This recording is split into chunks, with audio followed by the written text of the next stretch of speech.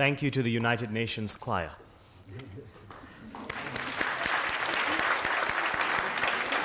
Sorry, please. Before we continue, if we could all please rise for a moment of silence in memory of Kofi Annan. Thank you.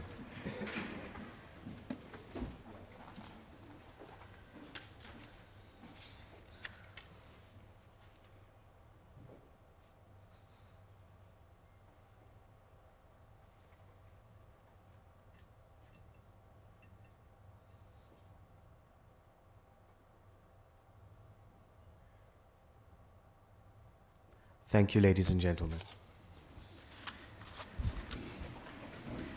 Before proceeding with the formalities, we're going to have the national anthem sung by the United Nations Choir. And if everybody could rise and please join us in song.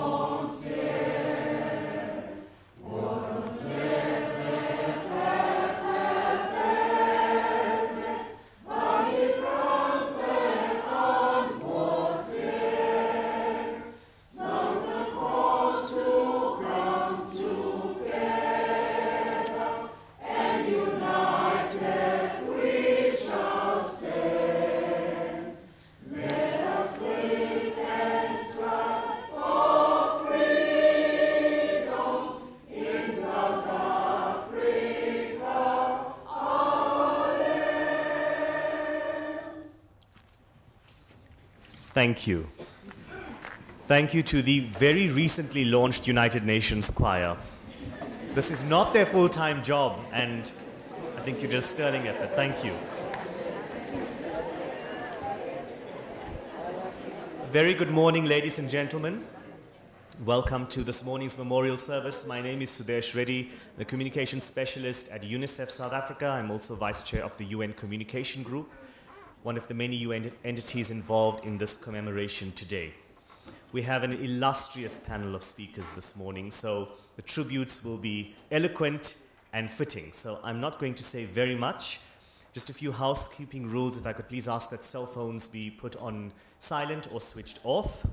And if I could just ask that we engage in this morning's memorial for a remarkable human being that Kofi Annan is. So we've had the UN choir here, and we hope that wherever he is, Aretha Franklin is serenading him. So I think, yes, we're here to remember and salute an extraordinary person.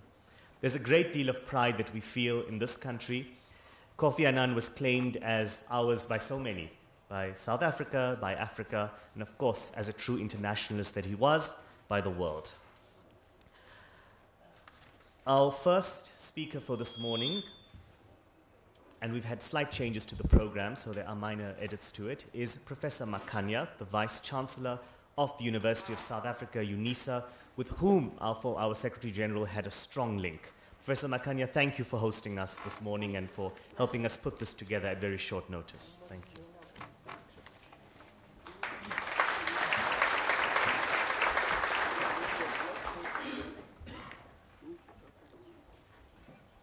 Thank you so much, Sudesh Pillay, our program director.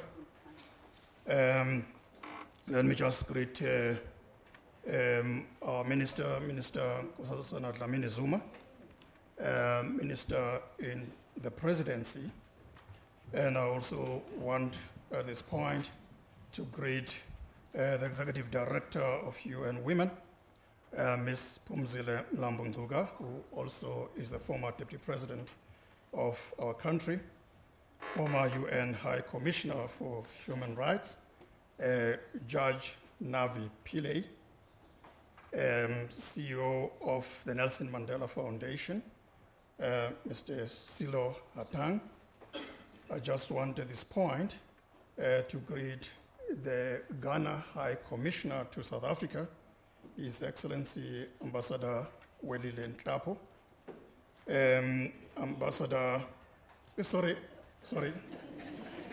High Commissioner, His Excellency Mr. George Aisi Boateng, former South African Ambassador to the United States, Ambassador Welile Nhlapo, Ambassador Nkosi, representing the International Relations and Cooperation Department, who is with us here today.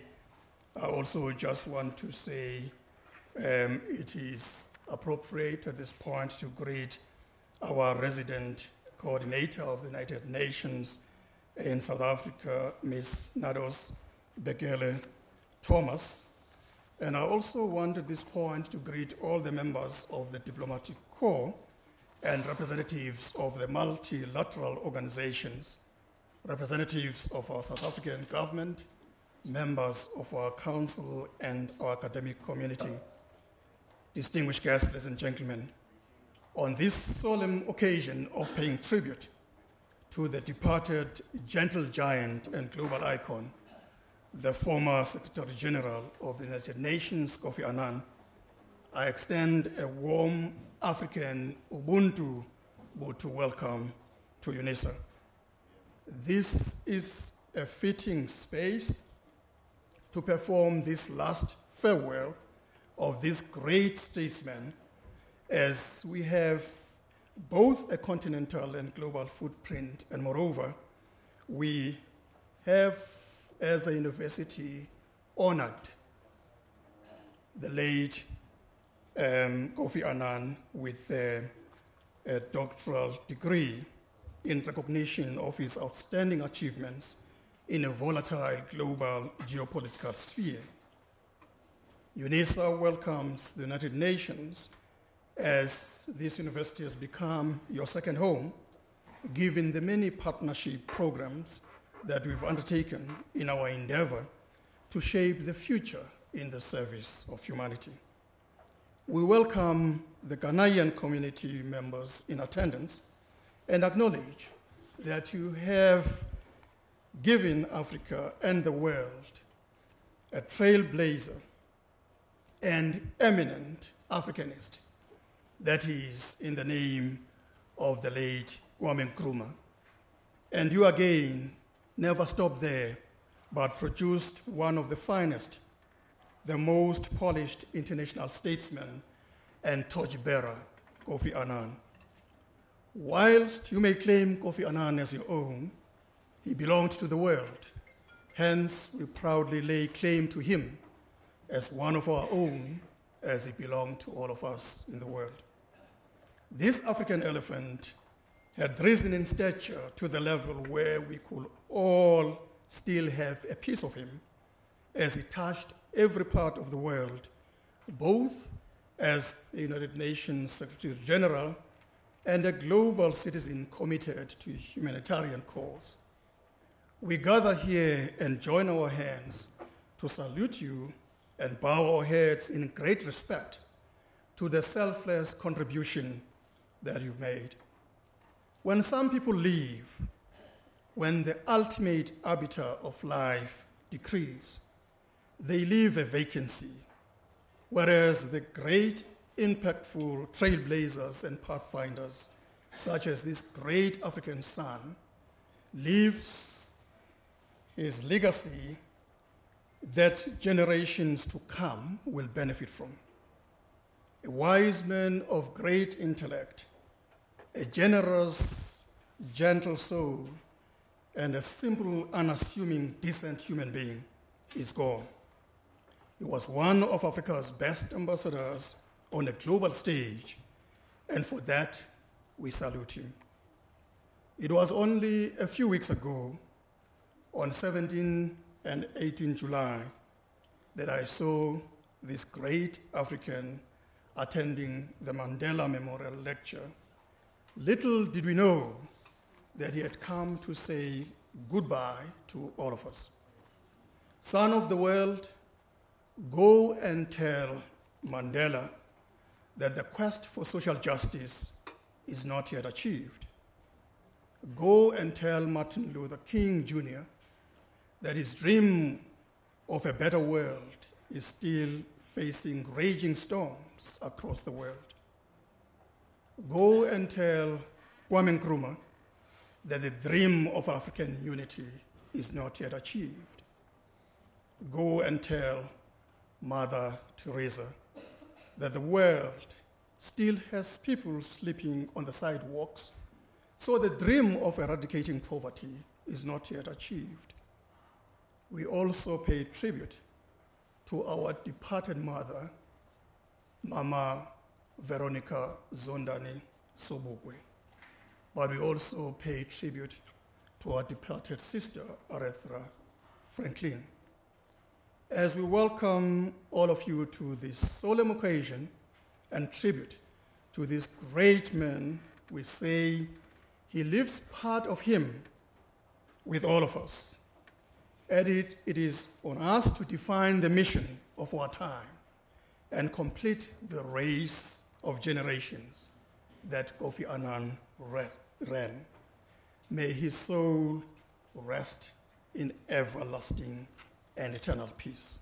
Thank you so much.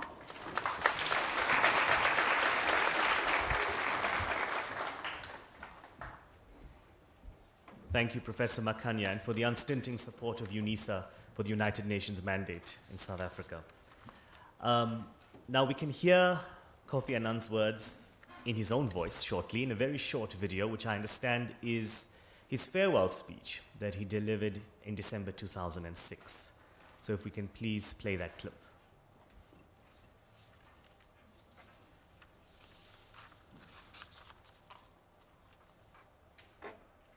I'm not sure if anybody can see me there.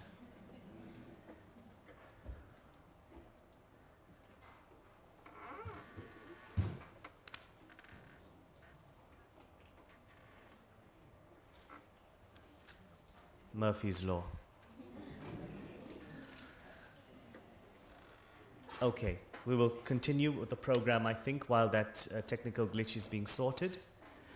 If I could please invite, on behalf of tributes from the United Nations, and we're very pleased the United Nations country team is here, the heads of agencies of the UN, the United Nations resident coordinator and UNDP resident representative, Ms. Nardos Bekele Thomas, who will say a few words on the former Secretary General.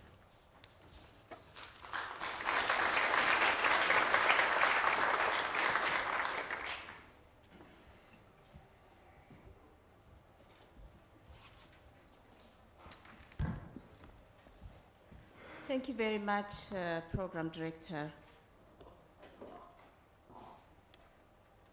Yeah, everything is okay. Thank you so much.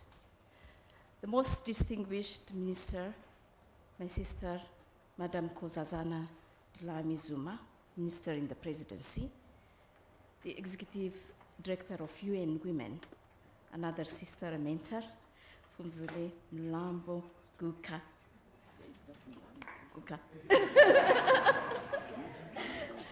The former UN High Commissioner for Human Rights, Dr. Navi Pillay, the CEO of the Nelson Mandela Foundation, Mr. Selo Hatang, the Ghana High Commissioner, Mr. George Ayisi Boateng,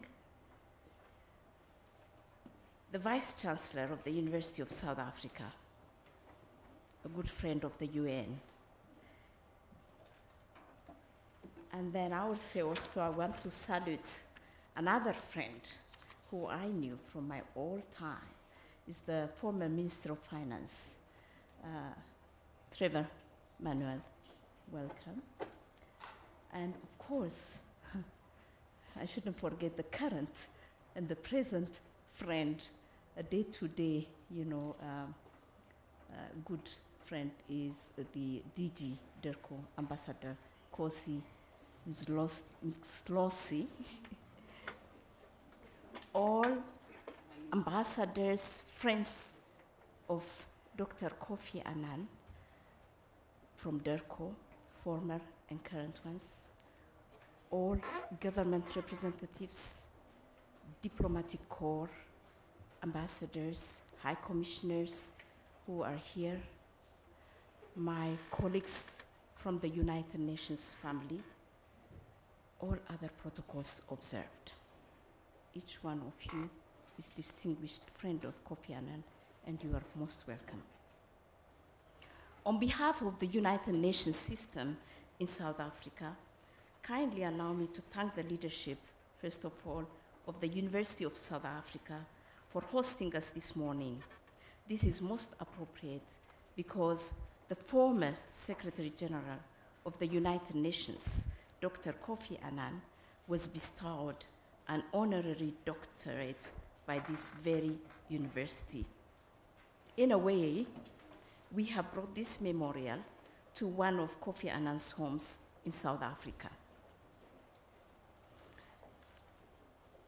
Again, on behalf of all the UN country team and all staff members of the UN in South Africa, I would like to convey my most sincere gratitude to all of you for your presence at this service today.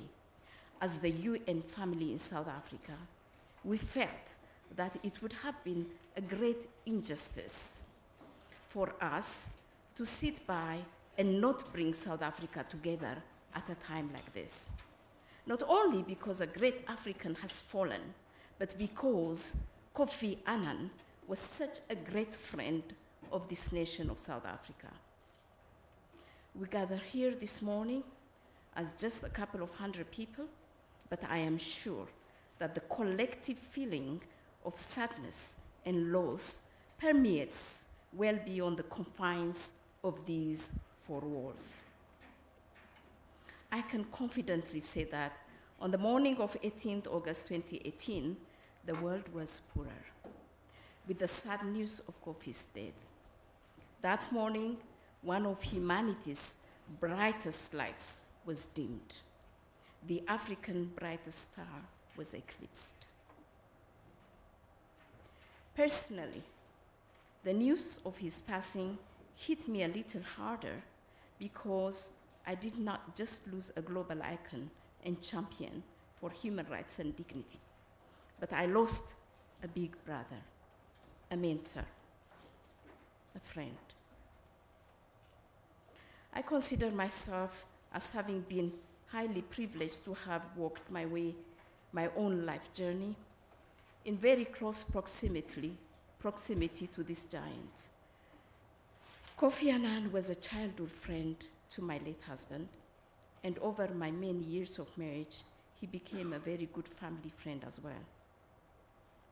The relationship that my family had with him allows me to stand in front of you today and testify that the great warmth that he demonstrated towards humanity and the respect with which he dealt with the world's biggest challenges was equally the same warmth, respect, and love he had for those close to him.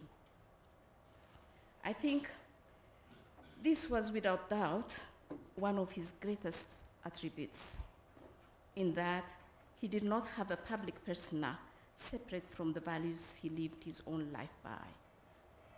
Kofi Annan was a consistent character. The news of his death also came as a shock because only a few weeks ago, he was in South Africa as part of the Nelson Mandela centenary celebrations. In his capacity as the chairperson of the elders, we had a great time reminiscing on days gone by. Even though I had noticed that he appeared a bit frail, I did not take it as anything more than our reality of aging, and had not imagined that a mere 4 weeks later we would receive the news of his passing.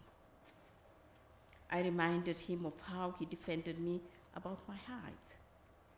One night in a social gathering, I remember, we were surrounded by taller men, and he found himself in the category of short ones.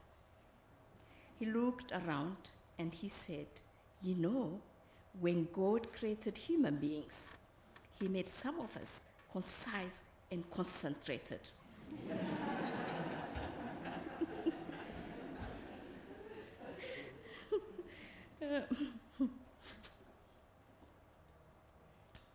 Yeah, he created human beings. He made some of us concise and concentrated.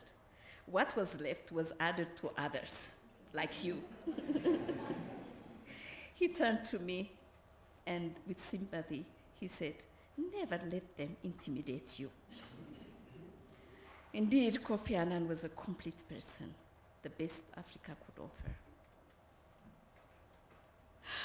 We are here now, and as difficult as it is for all of us, we have to draw strength from each other, and I think today is part of that process of drawing strength to be able to take the next step, leaving his legacy. The global community has come to know Kofi Annan as the diplomat par excellence, the man who led the United Nations and some of its agencies through the most difficult periods of multilateralism in recent history. In this regard, I think that the words of the current Secretary General of the United Nations, Antonio Guterres, represent how many of us feel. In one of his first public statements, upon hearing of Kofi's death, the Secretary General said, "In many ways," quote, "in many ways, Kofi Annan was the United Nations." For a man who had dedicated his entire adult life to human development through the UN, having first joined the UN in 1962 as a young man of 24 years old, there is no greater tribute than these words.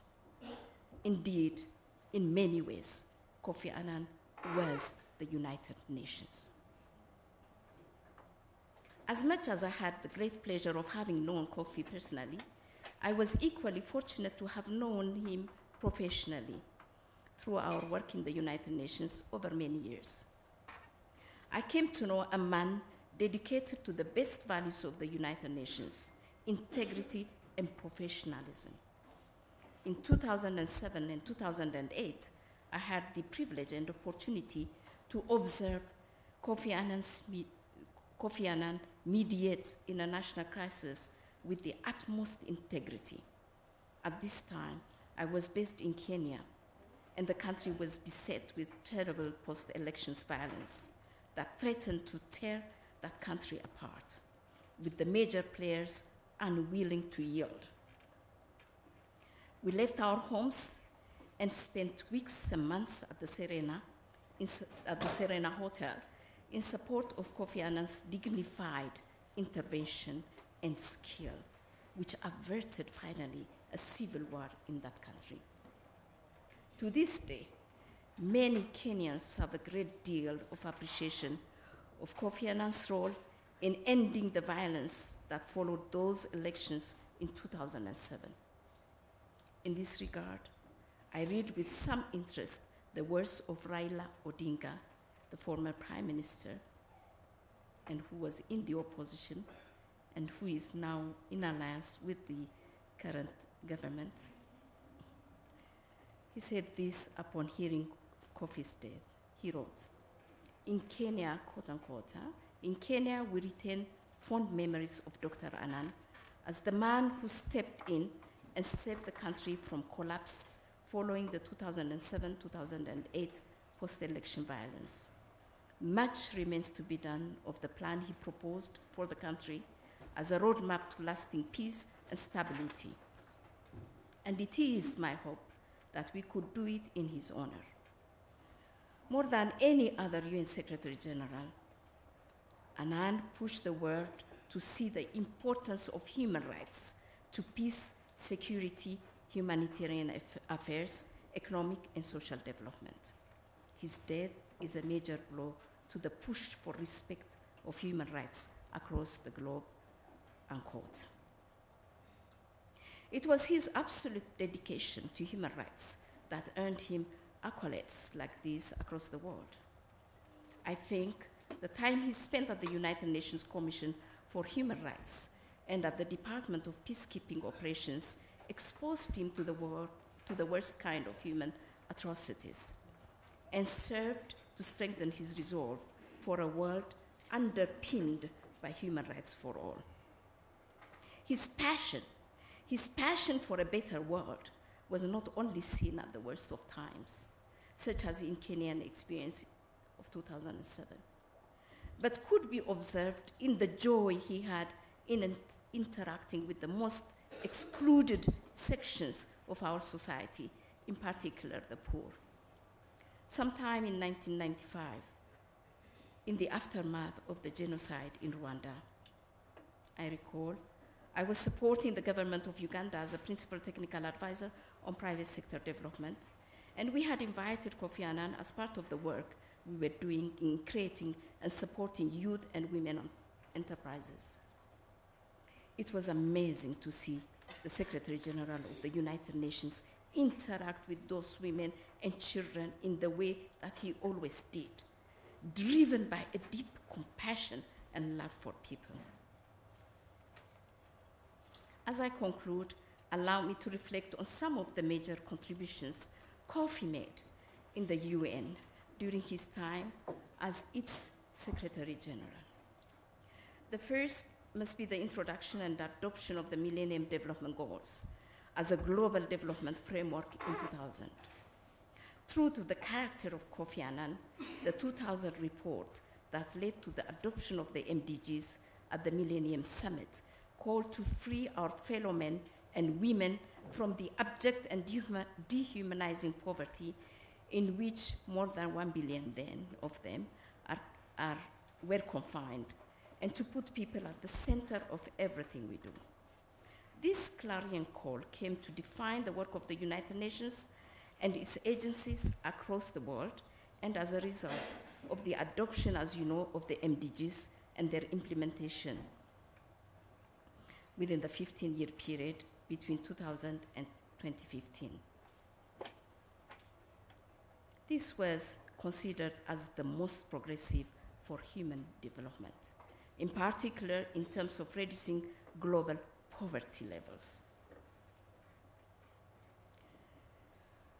I believe that this must go down as one of his greatest contributions. and the contemporary agenda of the SDGs that we are all focused on today is just a continuation of Kofi's thinking. In a sense, through his leadership, we have all realized the need to put people at the center of all that we do. This was later in 2005 highlighted in his famous, most famous, I think, progress report titled In Larger Freedoms, where human security, human rights, and development were integrally placed at the core of the work of the United Nations. One issue very close to his heart was also the devastating impact HIV/AIDS was having on the African continent. His response as UN Secretary General was able to provide much of the political will and financial resources required to fight the epidemic. In April 2001, Annan issued a 5-point call to action to address the HIV/AIDS pandemic. Part of that call to action was the establishment of a global AIDS and health fund dedicated to the battle against HIV/AIDS and other infectious diseases. It was his vision to see significant increases in the international spending needed to help developing countries confront the HIV/AIDS crisis. In June of that year, the General Assembly of the United Nations committed to the creation of such a fund during a special session on AIDS, and the Permanent Secretariat of the Global Fund was subsequently established in January 2002. The third major contribution that I want to cite is the establishment of the United Nations Global Compact. I had the privilege of serving in the very first technical team Kofi Annan constituted, responsible for establishing the UNGC. It was his realization that global development goals could not be achieved without the positive contribution of the private sector, and that a conflict-ridden society where there was rampant poverty, inequality, was not good for the long-term sustainability of businesses. His early thinking on some of these questions has evolved, as you know, into contemporary concepts such as shared growth and inclusive growth. As we reflect on his life and his contribution, we must ask ourselves two critical questions. First, what world did Kofi Annan envisage for humanity? And two, what can we do? What can we do to make sure that his dream is realized? I think that would be the greatest way to honor his memory. As I draw my reflections to a conclusion, I can't help but remember the following words, because, you know, I grew up being a Marxist and a socialist, you know, in my country. Karl Marx's words, quote unquote, "The philosophers have only interpreted the world. In various ways, they have interpreted the world. The point, however, is to change it." Kofi belongs to that rare group among us who have dedicated their entire lives not to the interpretation of the world, but to changing it. He is a man for the ages. He will never be in the past, but in the current and in the future. We invite all of you to join us this morning in celebrating, not mourning, but celebrating the life of this African giant. I thank you.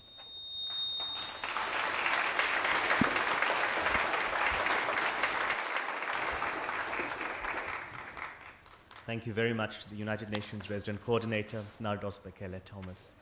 We will try the short video now. It's 3 minutes long, and it is his last farewell address as he stepped down as Secretary General in December 2006. Second time lucky.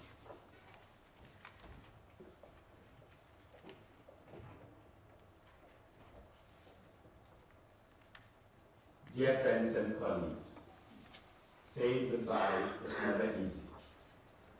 I have spent most of my life working with the United Nations.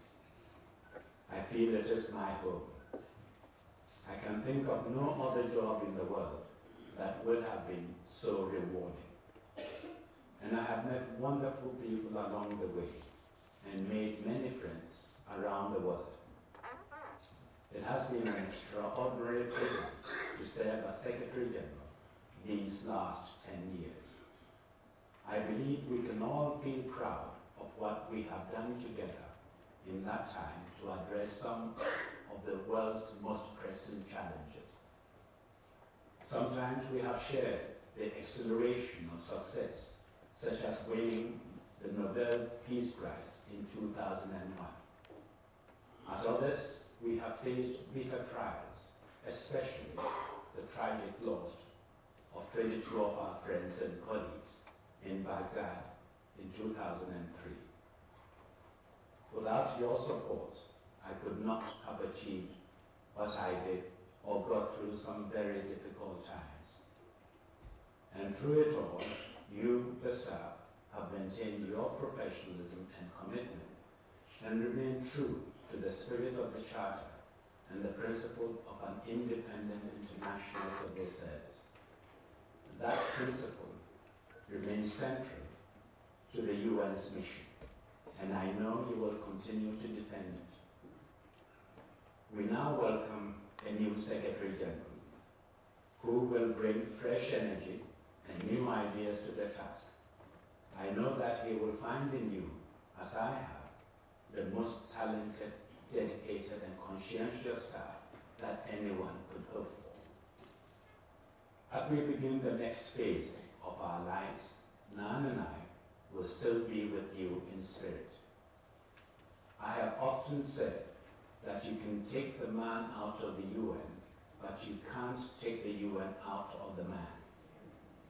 Thank you once again, my dear friends and colleagues. I will count on you to carry on your indispensable work, and I wish you all success in the years ahead.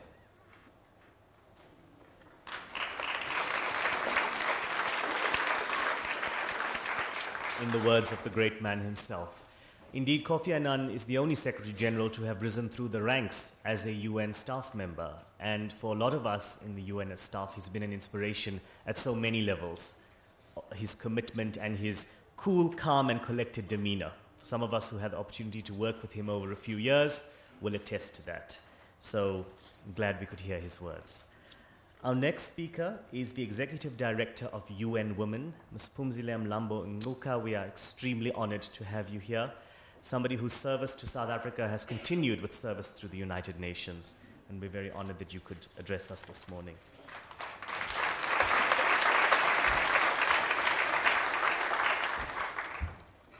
Thank you very much, Program Director.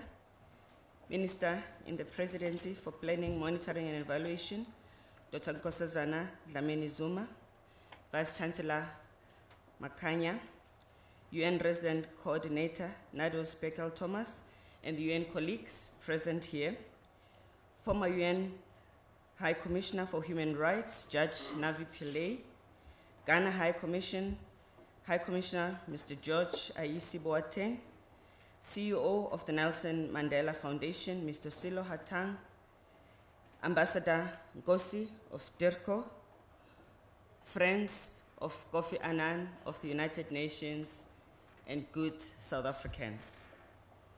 And of course, also our brothers and sisters from Ghana who are also here.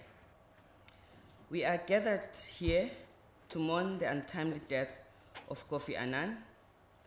We celebrate a life that made the difference in the lives of people all over the world. He is an iconic leader whose life is synonymous with that of service, peace, humanitarian, and development. As a peacekeeper, he knew all about giving one's life to make the world safer and better for the world's most vulnerable people.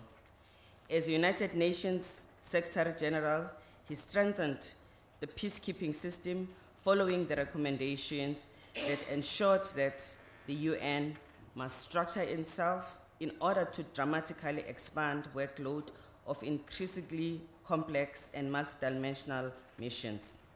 As a global leader, he knew the value of diplomacy. He led Indonesian acceptance of a popular consultation in East Timor in 1999, and the UN mission paving the way to the country's independence in 2002.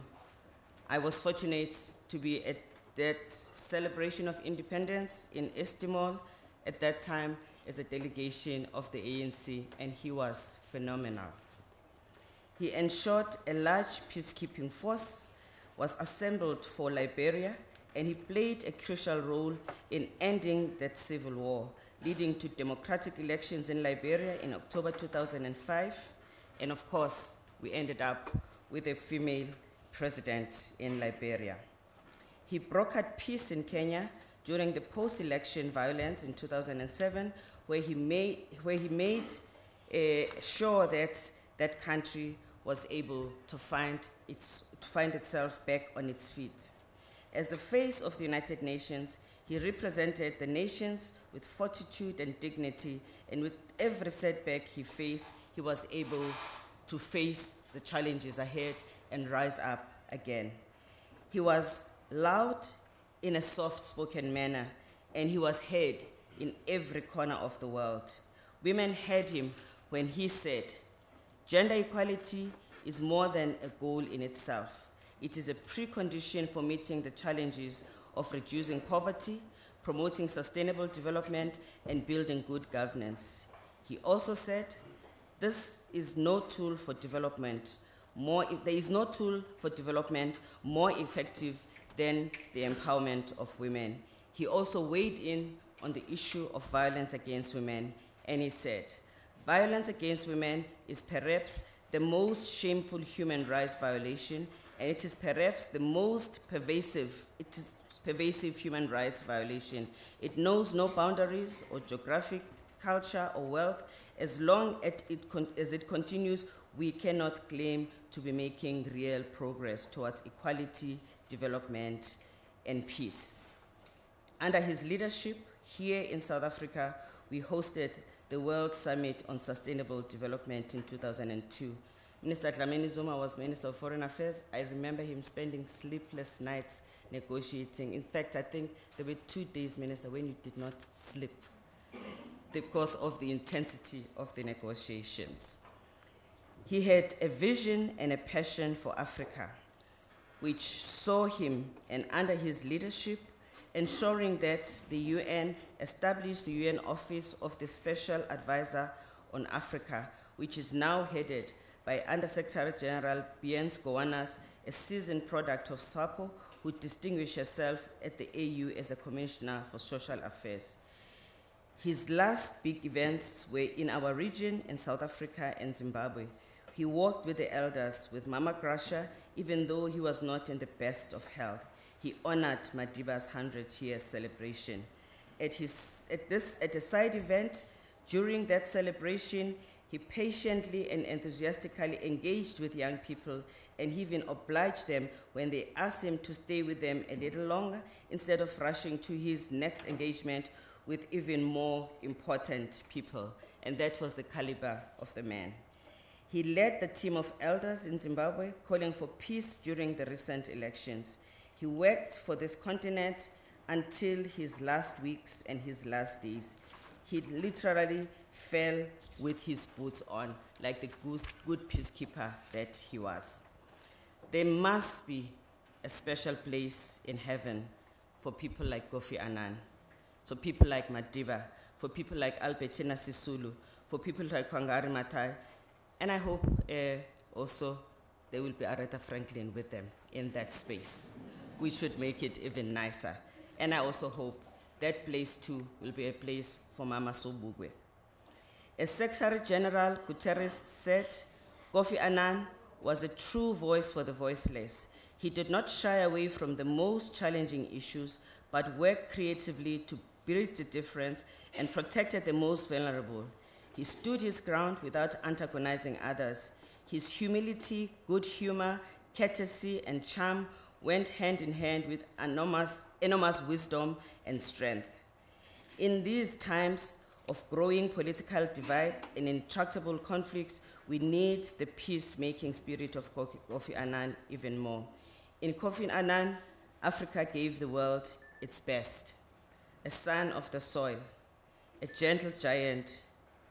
A big tree has fallen, the forest is disturbed, and all of us here have a legacy to uphold in his honor. Umzamo omuhle uwenzile, uqatso ulufezile. May he rest in peace. Thank you.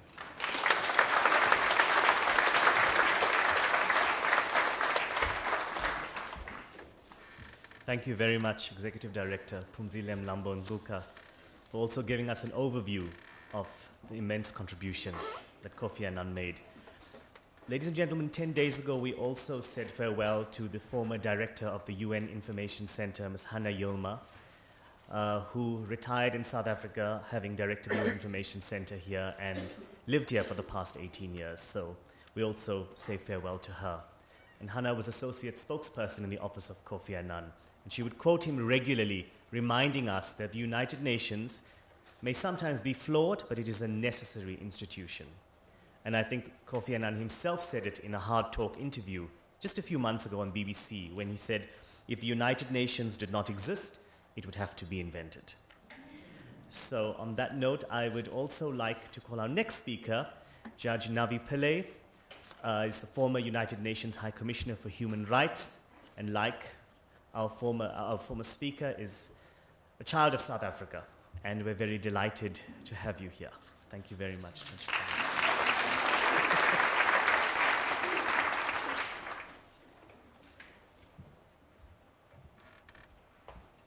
Thank you, Sanushan. It's nice to be called a child when you're an old woman. Thank you. Minister Nkosazana Zuma, Excellencies, distinguished guests, ladies and gentlemen, I join in this United Nations memorial for Kofi Annan, who was the 7th Secretary General of the United Nations from 1997 to 2006. And those are the years when I worked closely with him in my capacity as judge and judge president of the International Criminal Tribunal for Rwanda based in Arusha, Tanzania, and also as a judge on the International Criminal Court. And his death on the 18th August has been remarkably widely covered here in South Africa. I myself was called to 5 interviews, and the most favorite question was from people who said, we knew him remotely as a leader, but what kind of person was he? You work closely with him, and can you tell us? Of course, none of us can adequately answer that apart from his wife, Nana, and the children. The family issued a statement upon his death saying that he paid as close and attentive attention to them as he did to world crises. And the fact that they shared him with the world did not make them poorer for it. But those of us who worked with him at the UN know him as the leader who was always caring and attentive and a good listener. He never spoke top down to us. He was never authoritative. He was a man of utmost integrity and great vision. Of course, apart from lacking height, he was soft-spoken. He had that unique gravel voice, but he was able to use that voice to command many of us. So in one of my last interactions was at a dinner that he hosted in his home in Geneva. And at that time, the boiling issue was the conflict in Syria. And Kofi Annan, as you know, was appointed to head that commission to try to broker peace. And so he called a number of USGs, UN heads, around this dinner table. At first, we walked around his modest house, his little garden, which had beautiful roses growing along the walls. It was such a beautiful, quiet moment with him.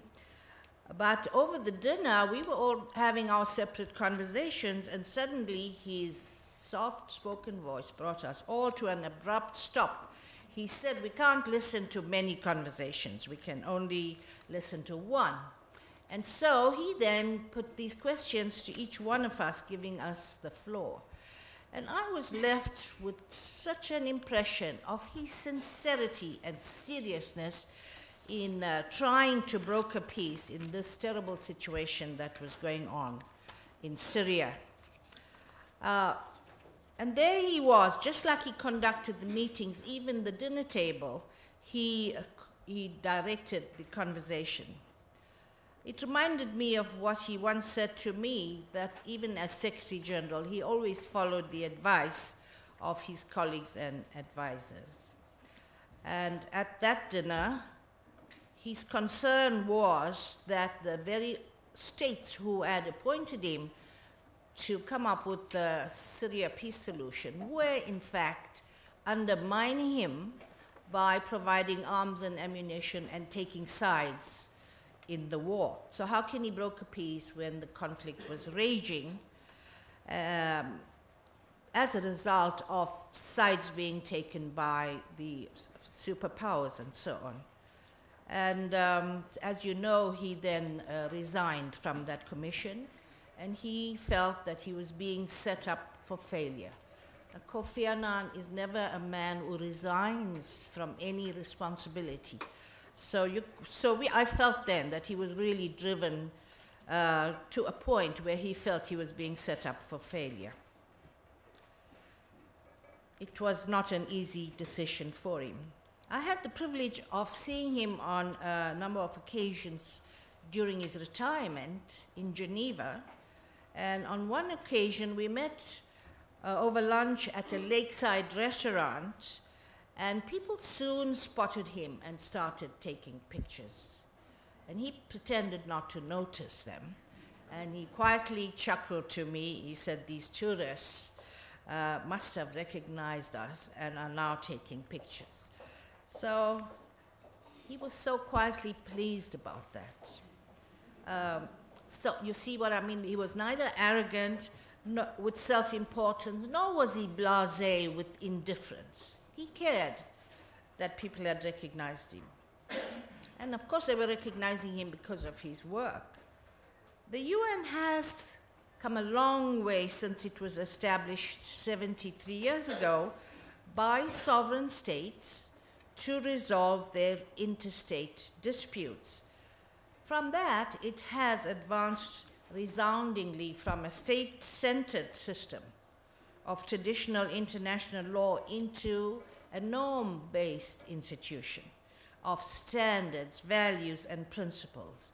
Successive UN Secretary Generals steered this process of advancement and made the massive efforts in peacekeeping, humanitarian aid, and advancing global standards. And Kofi Annan was a principal contributor to changing the face of the United Nations from a body of states trying to resolve their disputes to a norm-based institution. As we heard, he grew up through the ranks, 40 years, and so he understood what it was like on the ground. He led with hands-on experience. He led with a keen sense of putting the promise of the UN Charter, which is we the people, in the forefront. The 1990s, during his time, were characterized by many global conferences with the participation of civil society organizations. Now that also was new, to make space for NGOs, to hear the democratic voice.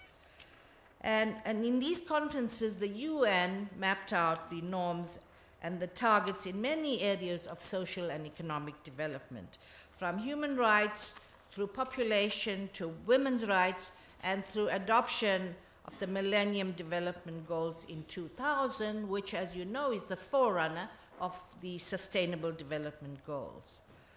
In the peace and security domain, peacekeeping efforts under the domain of Kofi Annan were stymied by ambitious Security Council resolutions that were not accompanied by the necessary resources. This resulted in a series of disasters in Somalia, in Rwanda, the former Yugoslavia, all of which badly tainted the image of the United Nations. However, by 1999, 2 years into Kofi's assumption of office as SG, UN peacekeeping emerged strong again as Kosovo, and as we heard from the Director of UN Women, East Timor. All these were placed under UN peacekeeping. And he initiated the idea of having an inquiry, a review, a thorough review, and came up with rules of engagement and a more robust and realistic basis for future mandates for peacekeeping. You know that he was criticized when he was in charge of peacekeeping for letting down the Rwandans who had suffered in the genocide. So Annan listened, he learned from the errors, and he took remedial action. These are very key characteristics of a good leader. I witnessed his apology to Rwandans. It was very well received. I heard the songs of Tanzanian school children praising him when he visited the tribunal in Rwanda.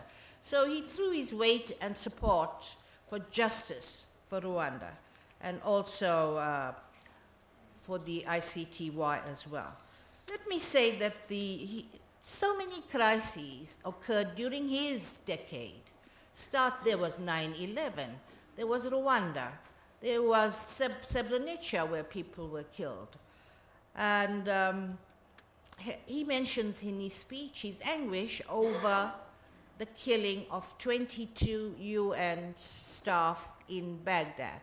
Well, they were the former UN High Commissioner for Human Rights, Sergio Vieira de Mello, as well as the 22 staff from my former office, and they were killed in a bomb attack in Iraq.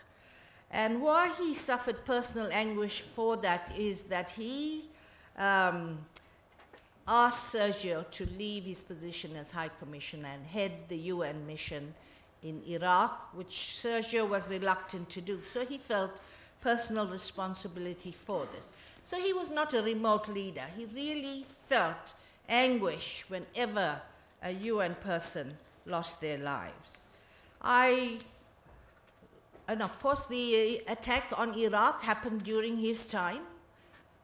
I can tell you the political constraints under which a Secretary General operates.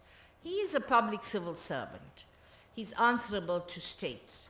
He has to consult the P5, which, as you know, are divided pretty hopelessly and adopt different power positions. This is the climate in which he worked under, and for him to succeed is remarkable. And it's very important then that he took the criticism that was levied against him for Rwanda and Srebrenica, and never once said, you know, the culprits are sitting behind me. It's the states. He was so diplomatic. But we inside the UN knew the challenges he faced. He was instrumental in identifying and prioritizing issues of concern for the whole world, because he came from a developing country, Ghana. And so he pushed the agenda for reform. His challenges were many, including, as I said, the competing interests and the antagonism between the two superpowers, and diverse national and regional interests of states parties. He had to be and was always pragmatic, and he tread with diplomacy and sensitivity without compromising his own values, ethics, and impartiality. Kofi Annan championed the rule of law, democracy, development and human rights, and international criminal justice. Driven by the spirit of international cooperation and multilateral diplomacy, two things that are foundational to the UN. He took action to lift millions out of extreme poverty. He protected people from the ravages of armed conflict and natural disasters.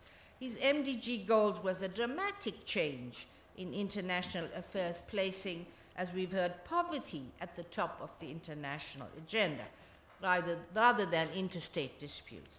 The MDGs, together with the Global Fund to fight HIV, AIDS, tuberculosis, and malaria, were successes in international cooperation and were for the benefit of developing countries.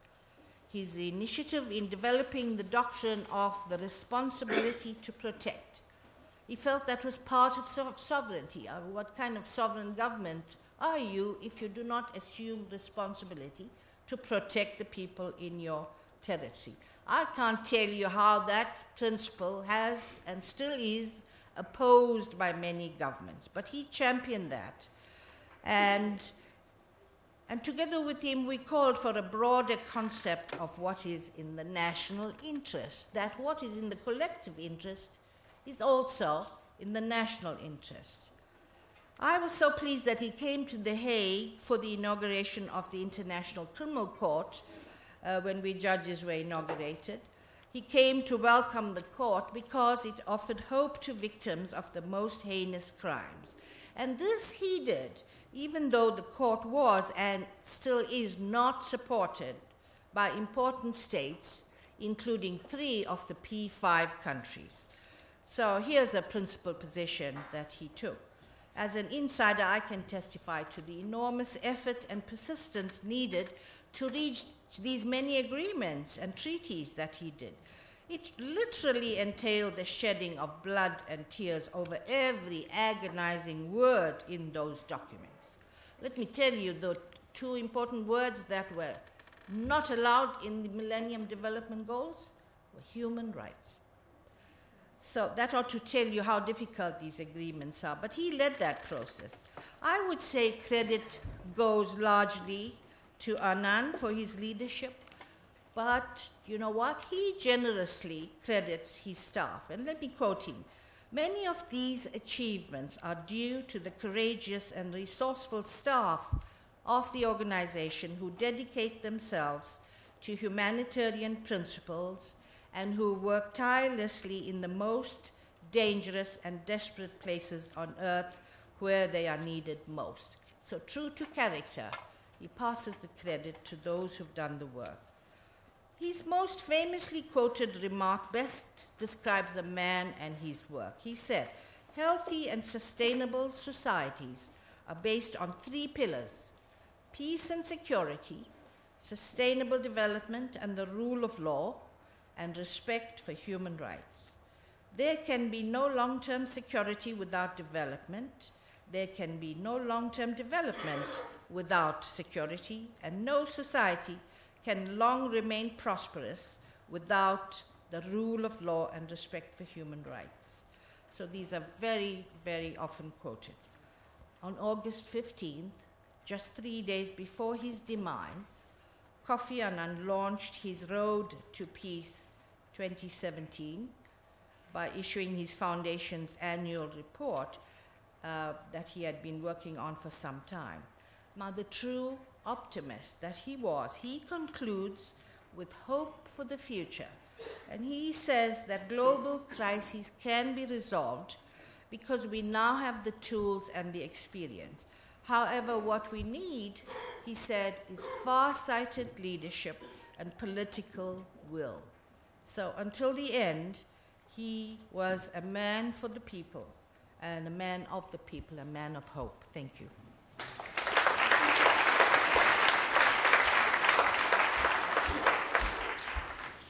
Thank you very much, Judge Pillay, for those insights as well. The person I mentioned earlier, Hannah Yilma, in her last interview said, "Retirement is a comma, not a full stop." And I think you live that premise, so thank you for that. If I could invite the UN choir, UN South Africa choir, to give us a song, and then we'll continue with the program. And while we're doing that, just thank you for sharing that story about autographs. There's an interview Kofi Annan gave few years ago with The Guardian, where he and his wife Nan were on holiday after his retirement in a secluded village in France. And he was very happy to be anonymous until a group of tourists started taking his photos, and he thought, my cover's blown. They insisted that they were thrilled to meet Morgan Freeman.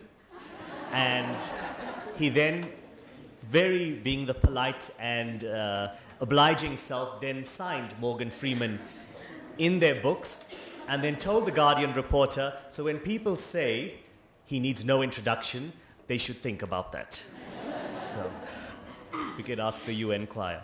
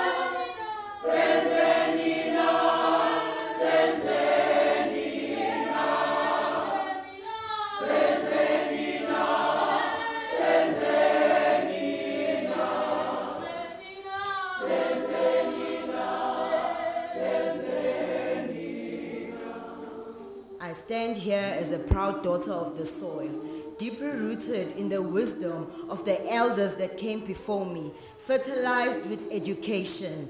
In your words, you said, to live is to choose, but to choose, you must choose well. You need to know who you are, what you stand for, how you are going to achieve it, and why do I stand? Why do I stand? I stand because I'm a young woman. I stand because I'm the center of development for my people and my community. I stand because I am the ambassador of the Sustainable Development Goals, of which I was introduced to the Millennium Development Goals by you. Okodwa kufa uyinuku uthatha amagugu ethu usishiye sikhala sodwa kodwa ke baba you ran your race ngoba uze wathweswa uphapho lwegwalagwala kulesi sikhungo semfundo esikuyona namhlanje he kohamba izinsizwa kosalwa izibongo ulale ngoxolo baba. May your soul rest in peace.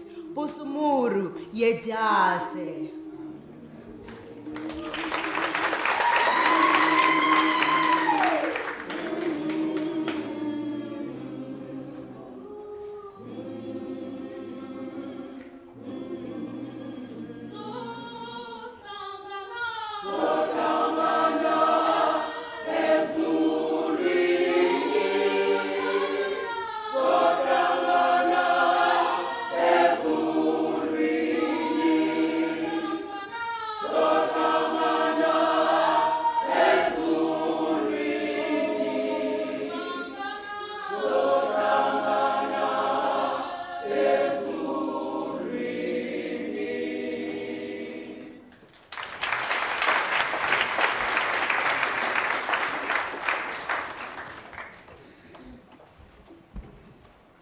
Thank you very much to the United Nations Choir for that beautiful rendition of Senzenina.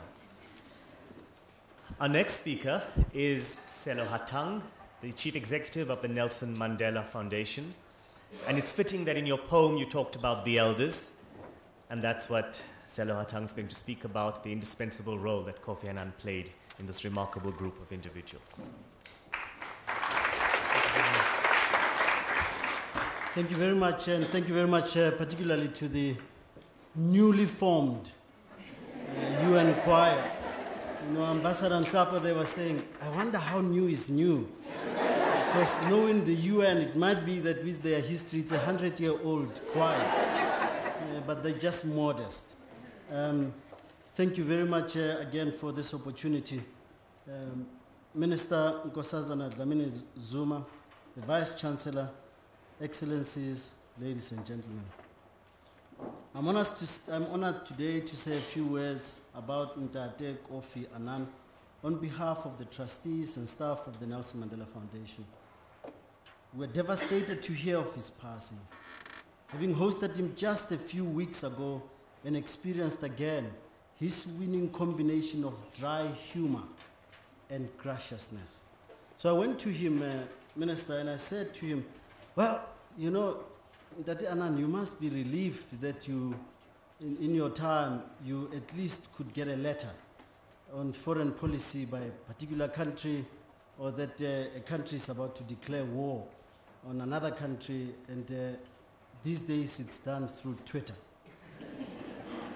So, in true style of Ntate Annan, he just looked at me and he smiled and he said, yeah. Now, I wonder wherever he is now, he must be looking down and saying, Hatang, you thought it was a joke. Meanwhile, Twitter will hit your rand a few weeks later. Twitter continues to do this, and we're hoping that those fingers will slow down in destroying countries and ensuring that we have responsible leadership. He was also, in the same conversation, really worried about Zimbabwe. And that's why I think in his honor, we must build Zimbabwe of his dreams, which is at peace with herself and also helping her people develop. Ntate Annan was a friend of ours. The foundation got to know him during Nelson Mandela's participation in the Burundi peace process. In 2007, he accepted our invitation to deliver the 5th Nelson Mandela Annual Lecture. Later, he became part of the Elders Initiative together with Madiba, Mrs. Graça Machel, and Archbishop Tutu. Just recently, as I'm sure everyone here will remember, he was our honored guest at the 16th Nelson Mandela Annual Lecture delivered by President Barack Obama. Ntate Annan was our friend. We will miss him. Our condolences go out to all who knew him well, especially his wife, Nane, and their children, Ama, Kojo, and Nina. Our thoughts have been with you throughout this week. We want to say your loss is not just yours, but ours too. I must, of course, say a few words about the close relationship that Ntate Annan enjoyed over the years with Madiba. In the foreword he wrote to Madiba's book, Mandela, the authorized portrait, Ntate Annan wrote, I quote, "Throughout the years of our friendship, Nelson Mandela has been a source of support and inspiration to me, both personally and as Secretary General." And in the same text, he recalled a speech Madiba gave to the UN General Assembly in 1998, and I quote, "We had been chatting in a private room beforehand, and as ever, he was making everyone around him feel completely relaxed, and through his unique mix of humor, warmth, informality, and dignity." Close quote. Speaking of Ntate Annan in 2002, Madiba called him a courageous leader. He says, "Your vision and ability to link the well-being of children and the security of international community is a source of inspiration." Privately, Madiba called him boss, a teasing reference to his decade-long tenure as Secretary General of the United Nations and supposed authority over heads of state. The two leaders got to know each other initially in the 1990s and developed profound mutual respect as they worked together on numerous projects and interventions. They shared a grief and a sense of not having done enough to prevent the Rwandan genocide. They worked closely together on the Burundi peace process. They shared a passion for combating the scourge of HIV/AIDS globally, but especially in Africa. I could go on and on. Kofi Annan was a great leader, a special human being. Like Madiba, he made mistakes. Like all bosses, frequently he found that he couldn't transcend the limitations of the organization he headed. Systems which were resilient to change. but took personal responsibility for those mistakes. But he never stopped trying. He never stopped working. He never stopped walking, even when his feet wanted to collapse and give in under him. And he never stopped believing in the world of his dreams. We have no doubt that his legacy will long survive him. In his honor, let's build Zimbabwe. Let's build Burundi. Let's build every corner of this continent that cares about the vulnerable, the forgotten, the discarded. May no child ever know that they have no place because he wanted to create that space and that place for the child. I want to say to you, Mtate Kofi Annan, as you get to the other side and you meet the ancestor of hope, as Bishop Mpumlwana called Madiba, you meet the ancestor of active citizenship, as the same bishop called Memadikiza Mandela. May you tell them that we will continue to fight the battle and defend your dream of an Africa that cares about its most vulnerable. We want to say to you, we know that you will be accompanied by two accomplished women. One, Aretha Franklin, who will do what this choir was doing just now. And on the other side, you will be accompanied by Me Sobukwe. You will have and you will meet people like Ahmed Kathrada, whose birthday we were celebrating just recently. And we know that you will tell them that a country of their dreams will be built, and that you tried your best to be a bridge-building ancestor. Robala kakahiso ntwa weluele. Thank you.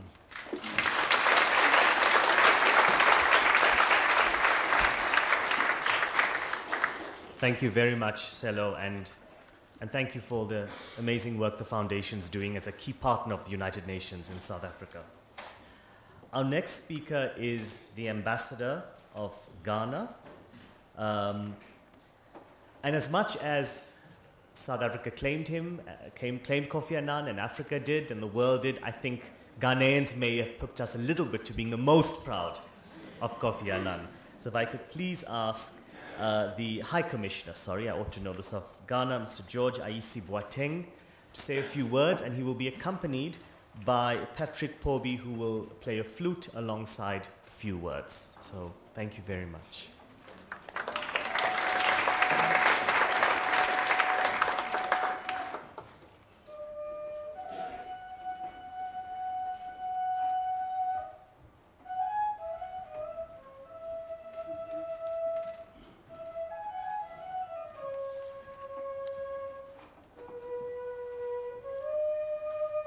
Can you please rise up? Can you please? As a tradition.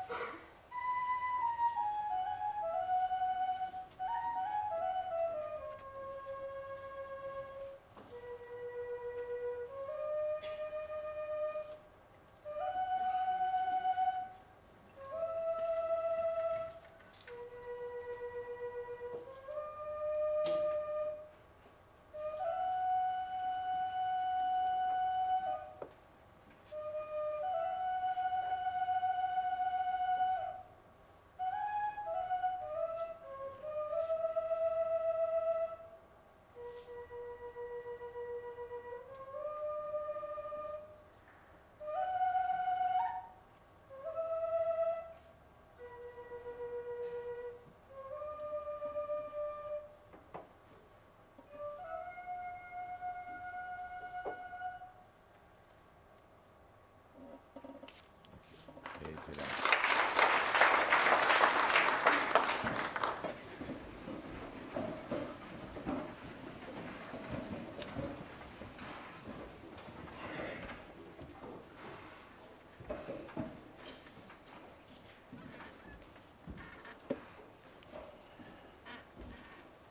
Fat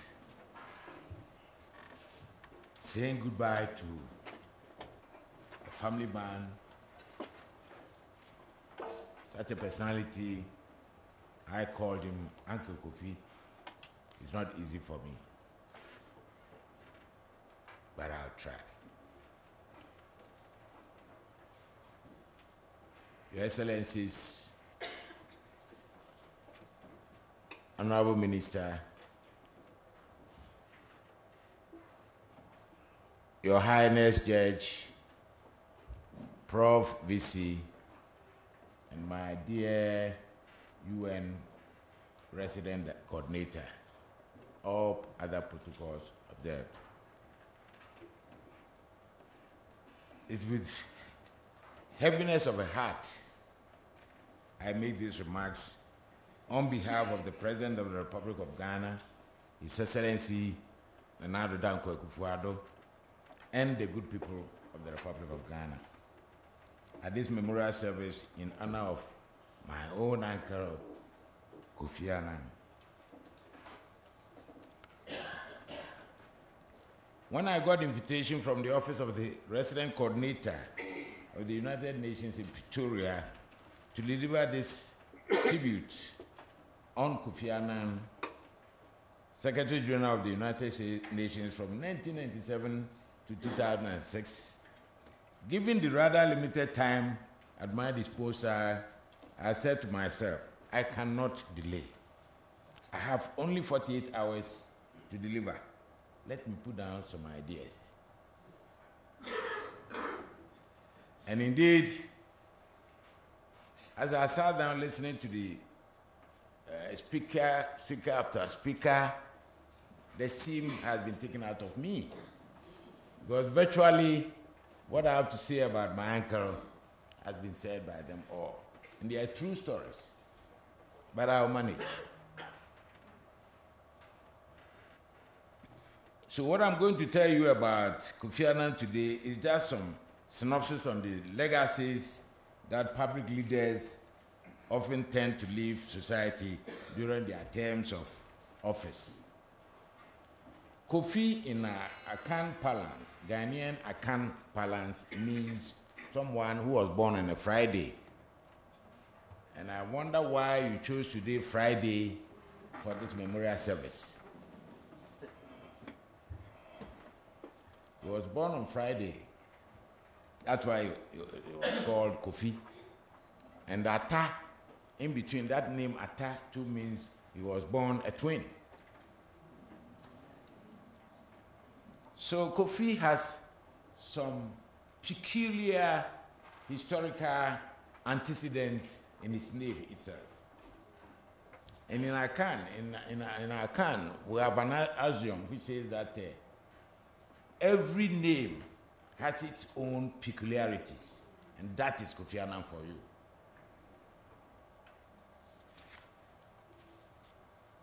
Let's me remind you that Kofi Annan joined the UN in 1962.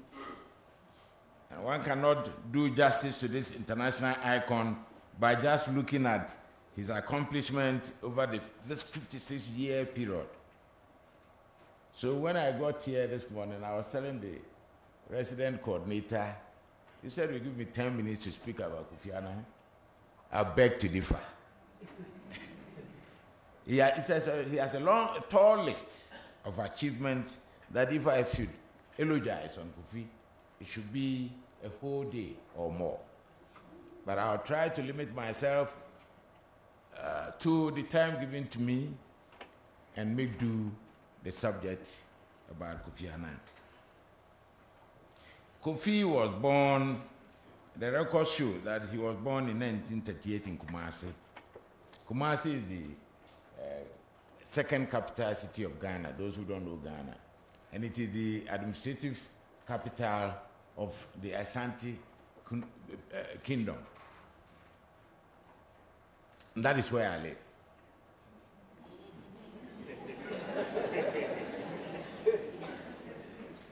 He had his secondary education in Cape Coast at Infancy Pim School. His tertiary education program background goes as follows. In 1958, he entered the Kwame Nkrumah University of Science and Technology in Kumasi, Ghana. He registered to do undergraduate in Bachelor of Science with economics as his option. Luckily for him, or in between, he had a grant from Ford Foundation, and he had to leave Kwame Nkrumah University of Science and Technology and continued in St. Paul, in McAllister College in St. Paul, Minnesota, USA, and completed in 1961. In 1962, he was awarded a diploma in international relations at the Graduate Institute of International and Development Studies in Geneva, Switzerland. Then in 1972, he did his master's degree in management at MIT Sloan School of Management. Mr. Annan was fluent in English. I know you all know. Fluent in French. And of course, very fluent in Akan dialect and some of the African languages as well. The man was blessed with brain, knowledge, wisdom that one cannot imagine. But from his name, Kofi Annan, that is how you saw him as he is. As Secretary General of the UN, it needs a man who has the brain and the courage to steer its affair. A world body that has over 193 member countries, you need a strong heart to steer its affairs. So no doubt the work that he did was very enormous, overseeing the activities of 17 organs and other specialized agencies with special people of the UN in order to achieve the above mandates of this enormous task. Then you need a man, a personality of one sort. Some of these organs include the ILO, the FAO, the UNESCO, the UNIDO, and WHO, where he started as a budget officer in 1962 and traveled all the way down the lane to become, before he ascended the throne of the Secretary General of the United Nations in the year 1997. Is it? I'm subject to be corrected anyway. Am I right? I hope I'm correct. Yes, from 1997, he launched his initiative for reforming the UN, which included the introduction of strategic management to strengthen unity of purpose, reductions in UN administrative costs, and reaching out to civil society and the business sector, playing more active roles in human rights issues, conflict prevention, peacekeeping, and peace building. In 1999, in an address to the World Economic Forum, Kofi Annan argued that the goals of the UN and those of the business sector can be mutually supportive, and proposed that both initiate a global compact of shared values and business social responsibility principles under what he termed the United Nations Global Compact. In 2000, he launched it at the UN headquarters in New York.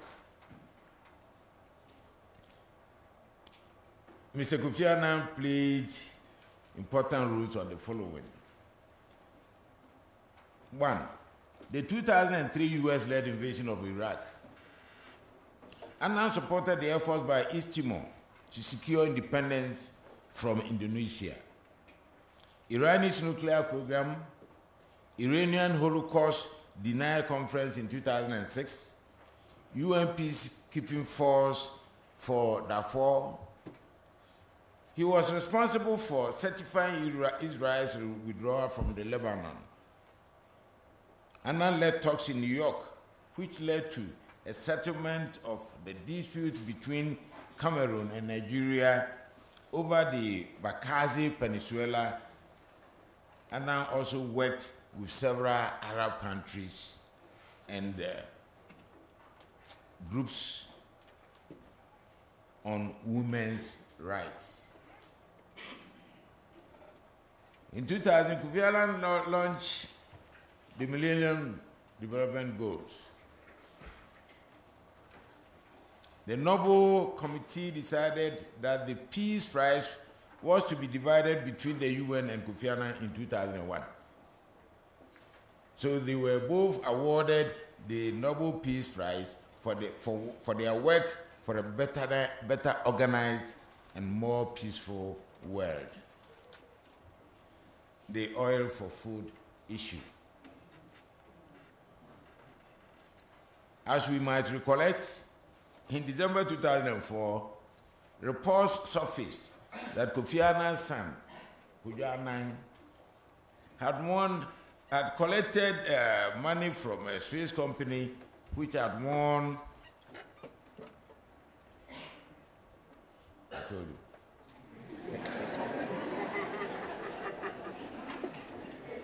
I told you that as a Ghanaian, and my icon, my uncle, my mentor, when I make time.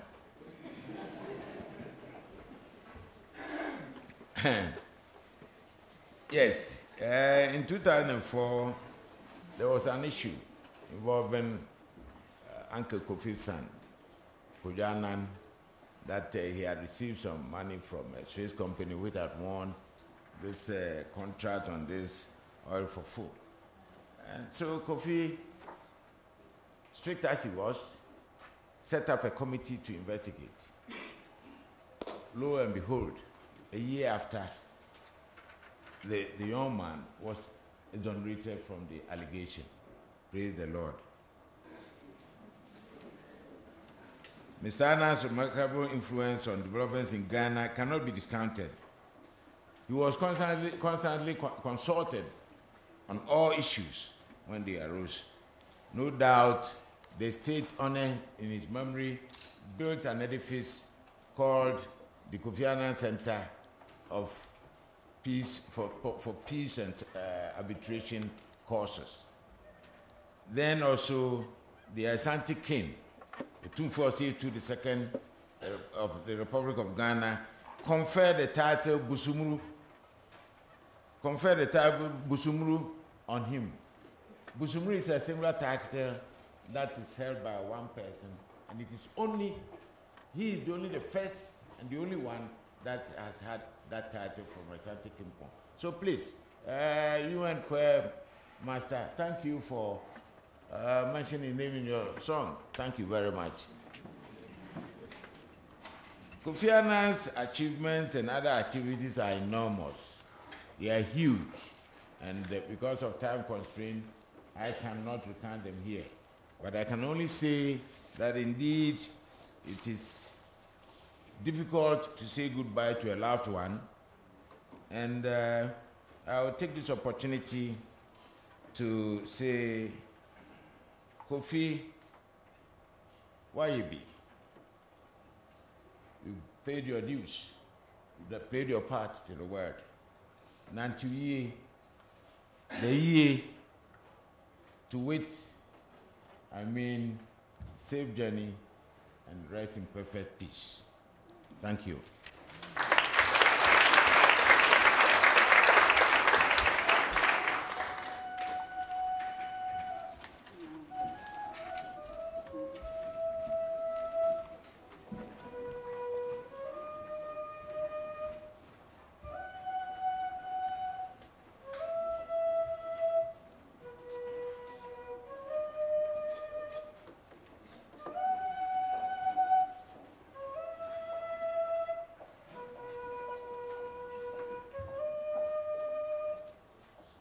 Thank you very much. Thank you, High Commissioner Ayisi Boateng.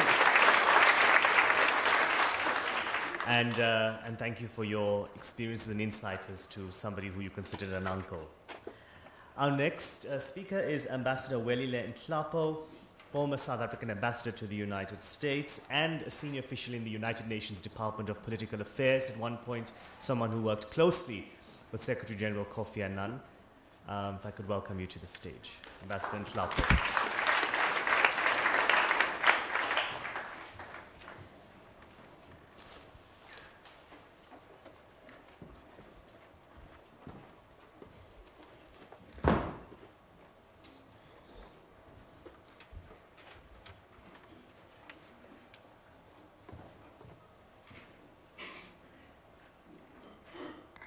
Thank you very much, Sudesh, Program Director. Dr. Nkosazana Dlamini-Zuma, Minister in the Presidency, Professor Mandela Makanya, the Resident Coordinator, Missionaries Bekele Thomas, and all the esteemed speakers that are joining together to pay our respects to the late Kofi Annan, members of the Diplomatic Corps, esteemed members of the United Nations family, ladies and gentlemen. Allow me to thank the resident coordinator and the United Nations country team for affording me this opportunity to pay tribute to the late Dr. Kofi Annan. I would like to convey my deepest condolences to his wife, children, and the people of Ghana for the great loss. We mourn with them the passing of this African gentle giant and a valued member of the global family of nations. Thank you for allowing us, the people of the United Nations, to share with him the best part of his life. We also express our sympathies to the United Nations family for the loss of the erstwhile father of the house, as the headquarters of the UN is fondly referred to by staff. His presence in the global organization continues to linger on long after the end of his tour of duty as the Secretary General. His legacy is a monument that will continue to loom large in that headquarters. His exemplary leadership continued to be a compass that guides this organization in charting the way forward towards durable global peace, stability, security, and sustainable development. I first met Dr. Kofi Annan in 1995 when he was still Under Secretary General for Peacekeeping Operations together with his late Assistant Secretary General, Mr. Heidi Anabi. I was sent by our government to consult on the planned coalition of the willing to be deployed in the Eastern Congo to contain the Oxford and Interahamwe, which was responsible for genocide in Rwanda, onto which South Africa was invited to participate.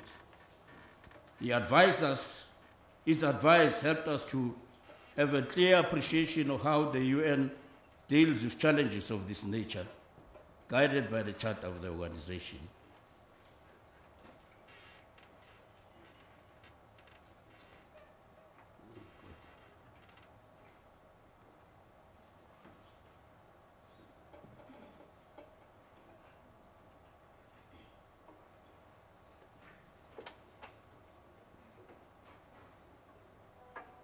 This technology is creating headaches.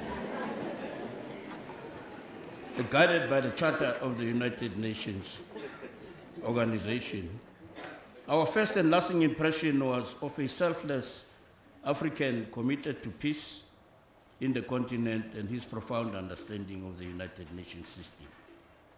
He was versatile and embraced innovation in handling matters relating to peaceful resolution of conflicts. In a rare collaboration with Nelson Mandela and with the cooperation of the Libyan government, they devised the option to resolve the Lockerbie issue between the United States, France, the United Kingdom, and Libya. The impasse had already led to US strikes against Muammar Gaddafi in Tripoli in which some members of his family were killed. Kofi Annan personally escorted the named suspects to The Hague to stand trial, a first for a United Nations Secretary General. It displayed the same commitment and flexibility in providing guidance to our government when faced with a request to provide security for part of the Hutu leadership which would not return to their country to implement the Arusha Agreement they had just signed.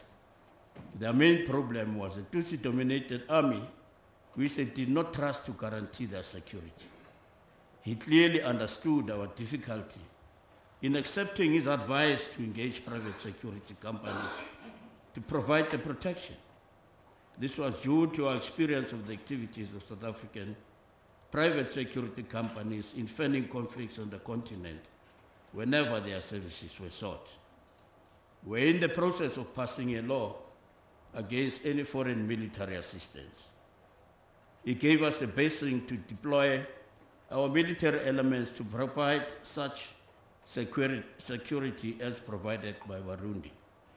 This we did with the full knowledge that this was not their function. This was again another first. That deployment was to serve as the nucleus of the African Union mission in Burundi, which was later reheaded as the United Nations peacekeeping mission to Burundi, another first of its kind. When the African mission in Darfur was faced with a funding challenge, it devised a solution through advancing for a hybrid mission which was jointly managed by the African Union and the United Nations. Despite skepticism to the initiative, it was indeed a creative solution to the unique challenge facing the international community in discharging its responsibility to protect civilians in Darfur. Its shortcomings notwithstanding, that experience provides a lesson to the United Nations in the common management of conflicts in cooperation with regional organizations under Chapter 8 of the Charter. I deliberately mention these three experiences to illustrate that given the political will to act and principled leadership, as Nelson Mandela said, nothing is impossible until it is done. Kofi Annan did a lot of things in the service of the United Nations and humanity.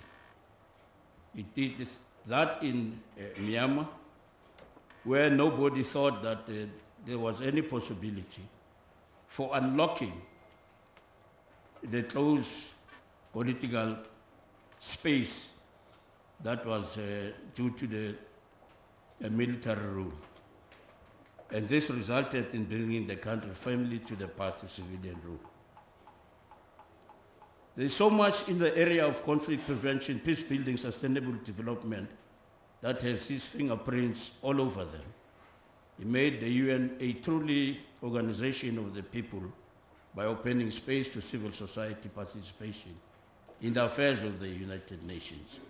We can only hope that the reforms introduced by the current Secretary General will build on the foundations laid by Kofi Annan.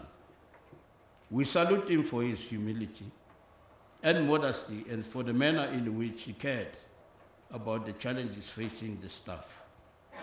He assisted them whenever it was necessary and would occasionally join them in the canteen queues to have his meals there, sometimes without his security detail. I want to end by thanking him for affording me the opportunity to serve as a peacekeeper and political manager, both in the field in Burundi and at the headquarters in New York. I owe my growth as a rounded diplomat also to the lessons I've learned under his leadership. I thank you.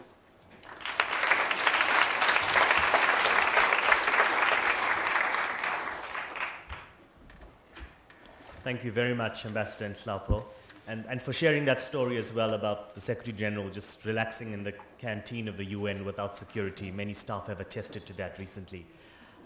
As we call on our second last speaker, Ambassador Mxolisi Nkosi, to address us, the UN choir will hum from where they're seated. Hum a hymn, please.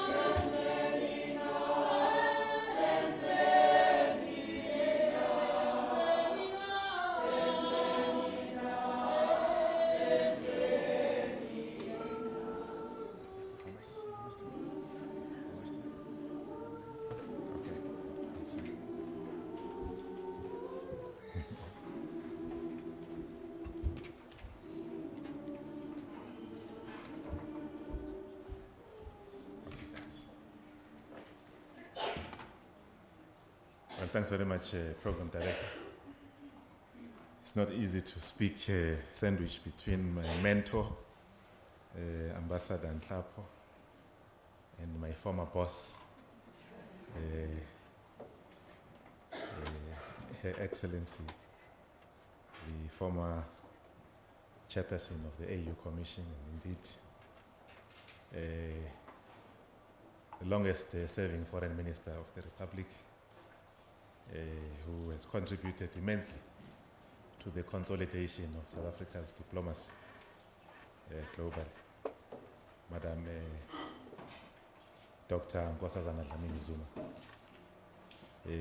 Program Director, Your Excellency, former Deputy President of the Republic and Executive Director of UN Women, Honorable Minister in the Presidency, Dr. Nkosazana Dlamini-Zuma, Your Excellency, former High Commissioner for Human Rights, Judge Pillay, I see Honorable former Finance Minister of South Africa, also the longest serving Finance Minister of the Republic, Honorable Trevor Manuel, Your Excellency, Resident Coordinator of the UN and the organizer of this very solemn, dignified event, and indeed, Honorable Professor Makaya, our very hospitable host this morning, Your Excellency Ambassador IEC Boateng of the Fraternal Pioneer Republic of Ghana, Honorable CEO of the Nelson Mandela Foundation, Mr. Hatang, my dear brother, and of course, one of the most distinguished diplomats South Africa ever produced since 1994, my mentor, Ambassador Nhlapo. Your Excellencies, distinguished members of the Diplomatic Corps, ladies and gentlemen, allow me to convey the apologies of the Honorable Minister of International Relations and Cooperation, Ms. Lindiwe Sisulu, who could not be here with us due to prior commitments. On behalf of the Department of International Relations and Cooperation, I wish to express our most profound condolences on the sad passing of the former Secretary General of the United Nations, Busumuri, Dr. Kofi Annan, of the Fraternal Republic of Ghana. We thank the resident coordinator in the United Nations office for convening this memorial service in his honor. This morning we pay tribute to a great son of our continent who rose to assume the highest office in global diplomacy. Program Director, upon hearing of the sad news of the passing on of Kofi Annan, His Excellency, the President of the Republic, President Cyril Ramaphosa, noted that the former UNSG, Dr. Annan, was a consummate diplomat who lived a life in service to humanity. The President stated that Kofi Annan became a symbol of African excellence and the contribution that Africans are making towards peace, development, and human rights throughout the world. Through his tireless efforts, he was instrumental in strengthening and promoting the multilateral system of global governance in the quest to ensure that the right of humanity is secured as envisaged by the Charter of the United Nations Organization. Kofi Annan led the UN through difficult times, navigating the big power politics that continue to paralyze the organization. Throughout, he was an arch proponent of collective action to address the multitude of global challenges that we face. His term at the helm of the UN reaffirmed the moral authority of the organization and its role in setting the principles that should guide humanity. The achievement that must stand out amongst numerous during his tenure as Secretary General was the adoption of the Millennium Declaration in the year 2000 by the largest gathering of world leaders ever at the UN in New York. This declaration recognized that the benefits of globalization should accrue to all people of the world, and that clear commitments should be made to ensure that basic development goals are achieved. The Millennium Development Goals, otherwise popularly known as the MDGs, developed by the UN Secretariat led by Dr. Annan, were instrumental in refocusing aid and ensuring that health, poverty, education were at the center of the global agenda.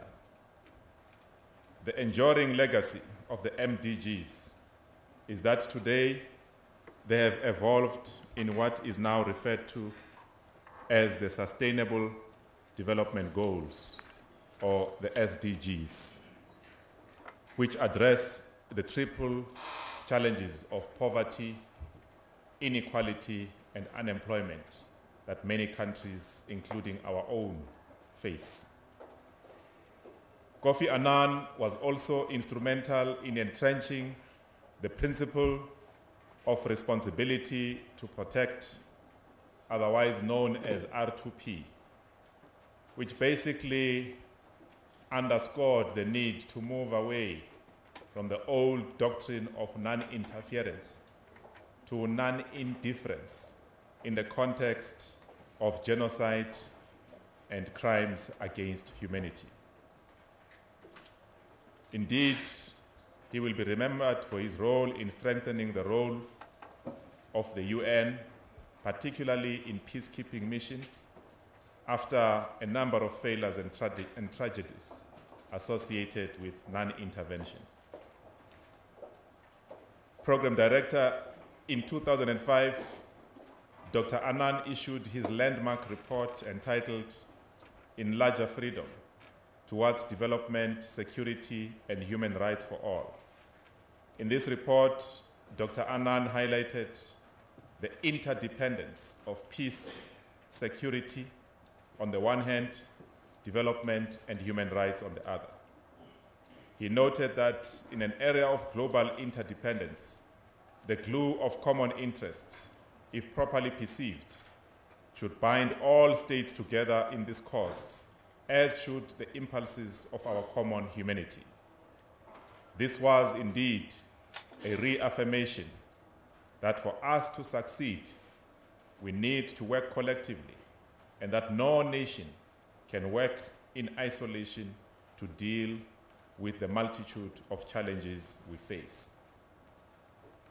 These words ring truer today than ever before, as multilateralism is under severe threat by rising nationalist sentiments and growing unilateralism. Indeed, we see the ugly face of geopolitics and the demon of geopolitics rising again. This necessitates us to entrench the centrality of collective action as espoused by Kofi Annan, and to strengthening institutions of global governance, such as the UN, to deal with the contemporary challenges such as climate change, migration, indeed global trade, as we see increased measures that are taken, which are leading to what many characterize now as a trade war, and also to address the peace, security, and development challenges that the world faces. Program Director, we feel extremely privileged that South Africa was the first UN member state that Kofi Annan visited soon after his election as the Secretary General of the UN. Kofi Annan was awarded South Africa's highest national order for foreign nationals, the Order of the Companion of O.R. Tambo in 2004, for his role in the struggle against colonialism worldwide, serving as an inspiration in the fight against apartheid. When he retired, and while many of us would have chosen to rest, he continued his life of service by chairing the group of elders who are dedicated to improving peace and human rights. He was also involved in seeking an end to the conflict in Syria, as we've heard, as well as in finding a resolution to the challenges in Myanmar. Program Director, as I conclude, and as 2018 marks the centenary of the birth of our former, and indeed our founding president, Nelson Mandela, as well as the centenary of Mama Sisulu, one of the symbols of humility, selfless service to her community, and in particular, an icon of the anti-apartheid struggle. I want to recall the words of Dr. Annan, who challenged us by reminding us that when Madiba founded the elders in 2007, he gave us a specific mandate, and namely, to support courage where there is fear, foster agreement where there is conflict, and inspire hope where there is despair.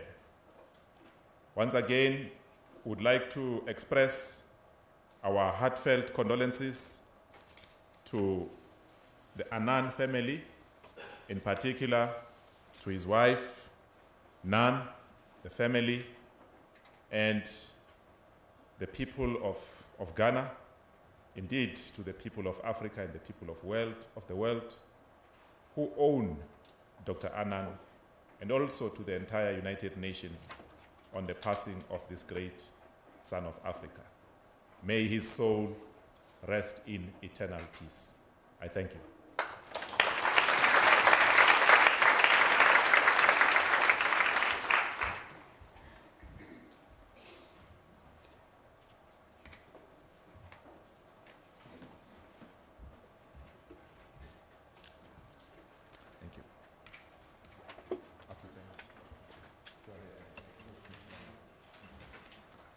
Thank you very much, Ambassador Nkosi, and to DIRCO for the support over the years, the many visits of the Secretary General. Before our keynote address, I invite the UN choir to come forward for one last song. And I think it's fitting that we're meeting at this time of the year. High Commissioner Pillay mentioned World Humanitarian Day, which was commemorated on the 19th of August, so just this past weekend, a day that was promulgated by Secretary General Kofi Annan, and a day when we recognize the humanitarians among us. Choir, are you singing from there or are you coming to the front? Okay, let's come.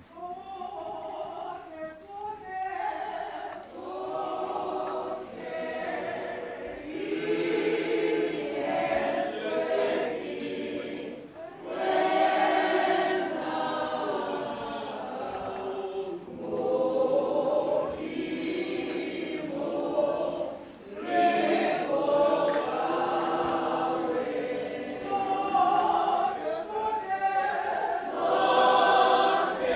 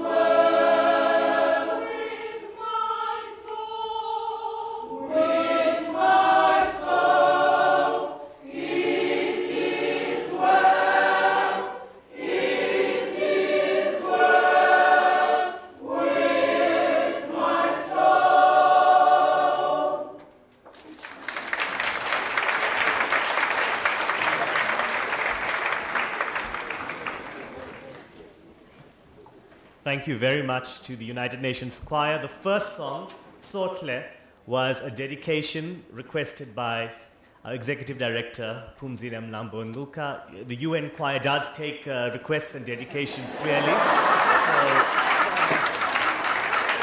we're very proud of you. Thank you.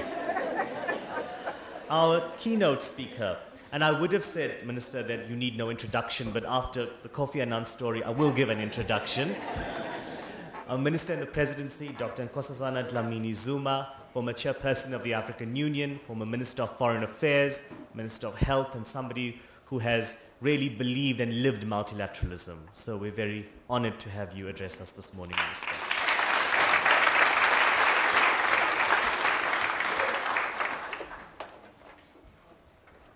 Thank you very much, Program Director.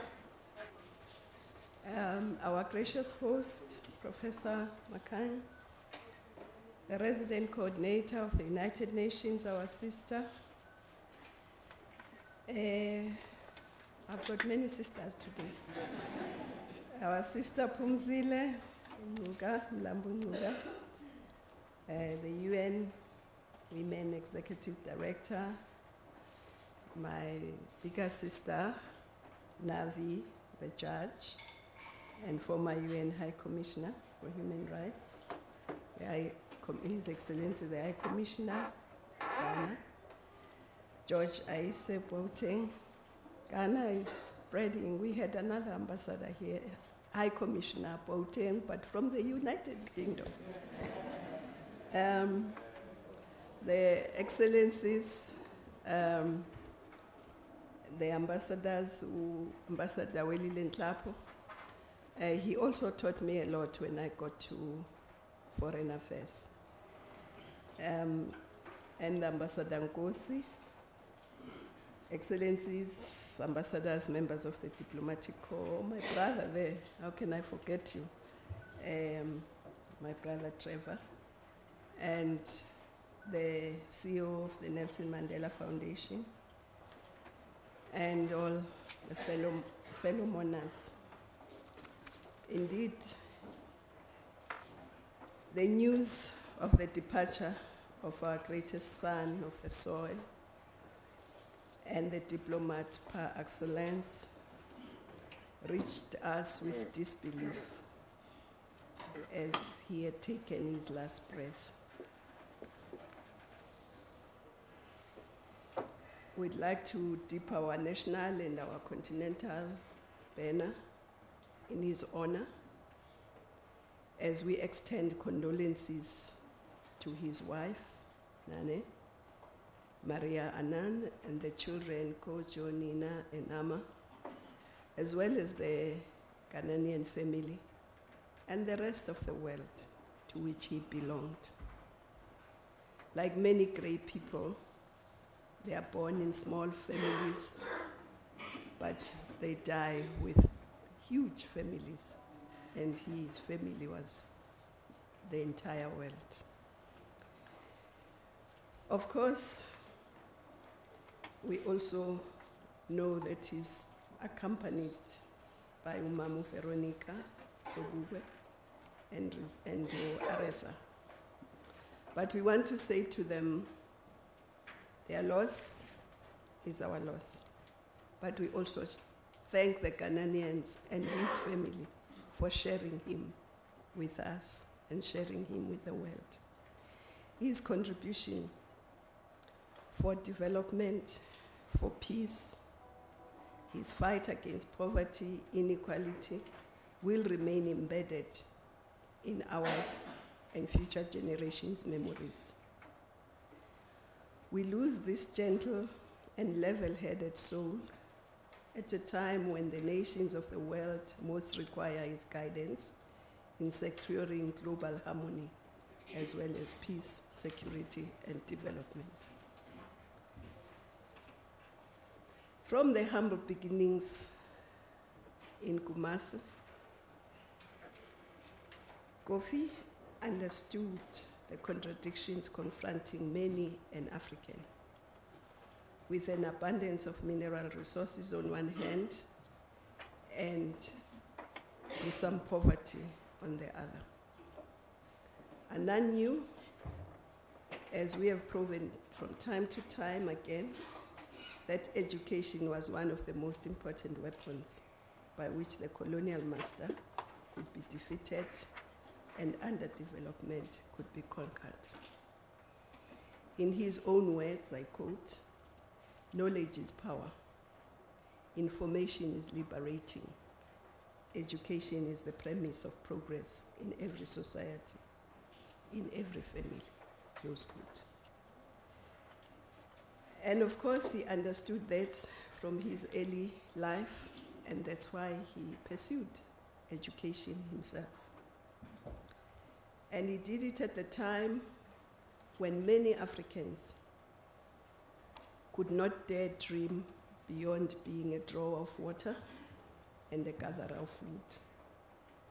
It was an unstable world that knew no peace, in which the native sons and daughters had been dispossessed of their land, livestock, and livelihoods.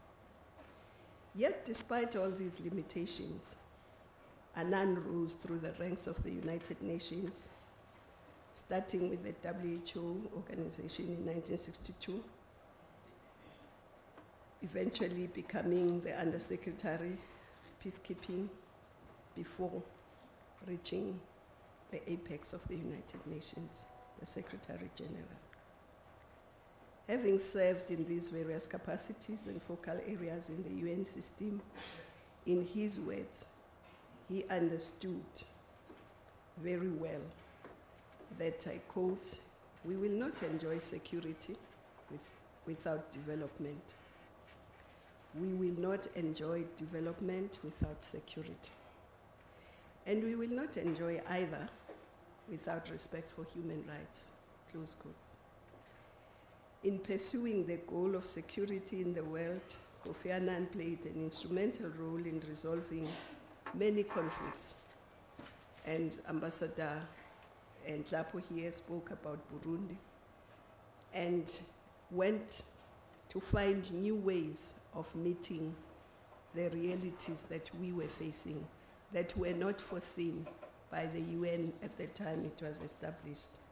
But he also spent lots of time discussing Darfur, how we had to handle Darfur. He spent long hours at the AU at the time, I was foreign minister then, discussing how to handle Darfur, both in terms of who should go there, but also how it should be funded. And of course, he also understood that in moments of crisis, the wise men build bridges, not dams. As the Nigerian proverb says, he was a builder of bridges.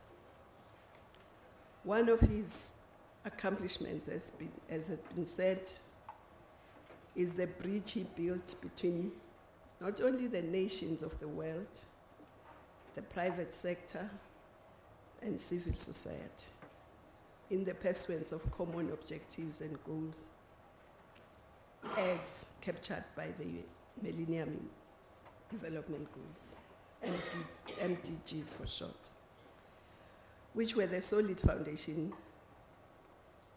that the Sustainable Development Goals are built on.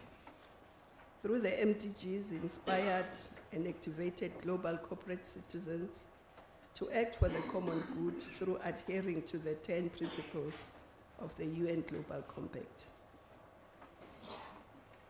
18 years or more than 9,000 of the world's leading private sector executives are part of the Global Compact, and they've signed up towards action to secure human rights, fair labor practice, environmental sustainability, and the fight against corruption. Kofi Annan understood too well that such commitments and the objectives for a better world for all required a relevant and an agile multilateral system and institutions. That is why one of the key achievements was the facilitation of reforms at the United Nations, And in his own words, I quote, "The status quo will not work." And I think we should pursue that vigorously. But of course, he also understood that the world was made of men and women, and that the success of this world rested upon utilizing all the talents, both men and women's talents. And it's regrettable that the last World Conference that really looked at the position of women in the world was the Beijing Conference under his leadership. And we hope we will have another one before our sister leaves the UN.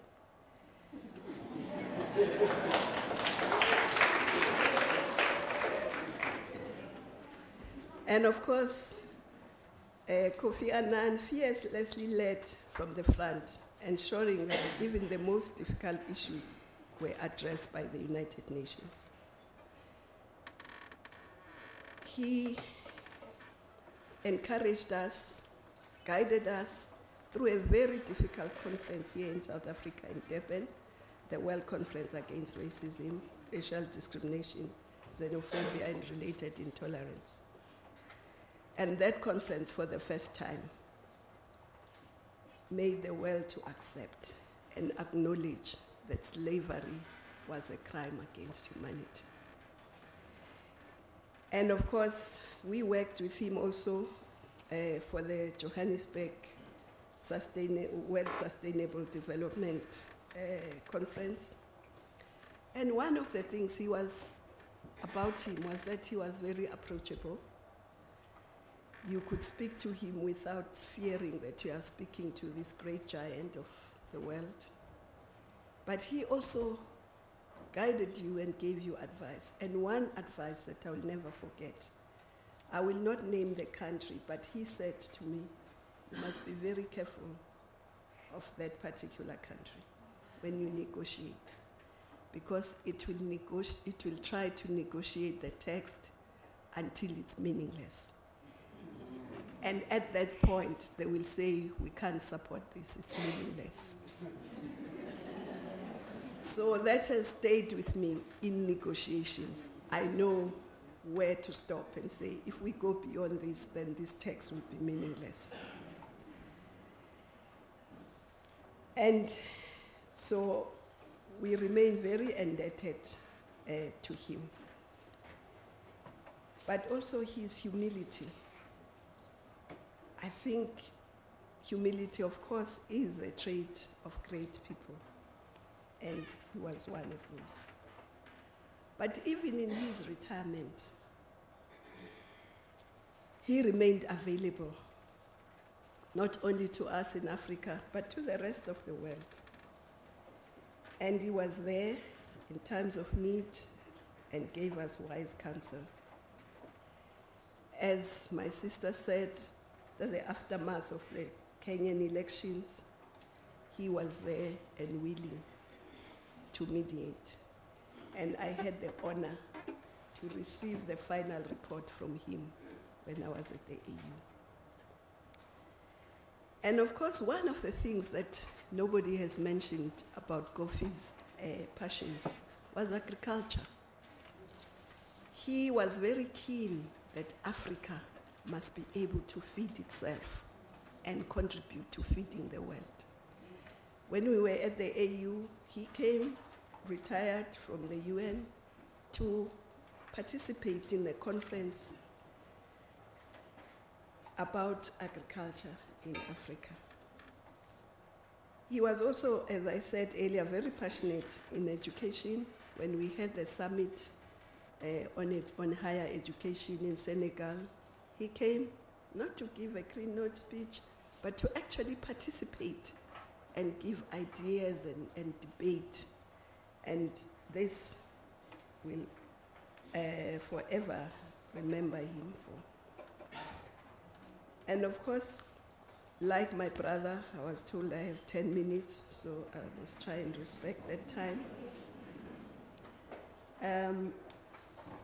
We must say that indeed Africa has lost one of its big baobab trees. How do we console the family and ourselves?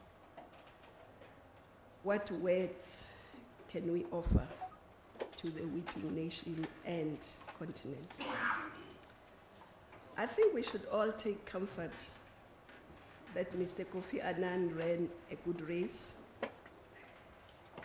and that he has bequeathed us with a world better than the one he inherited.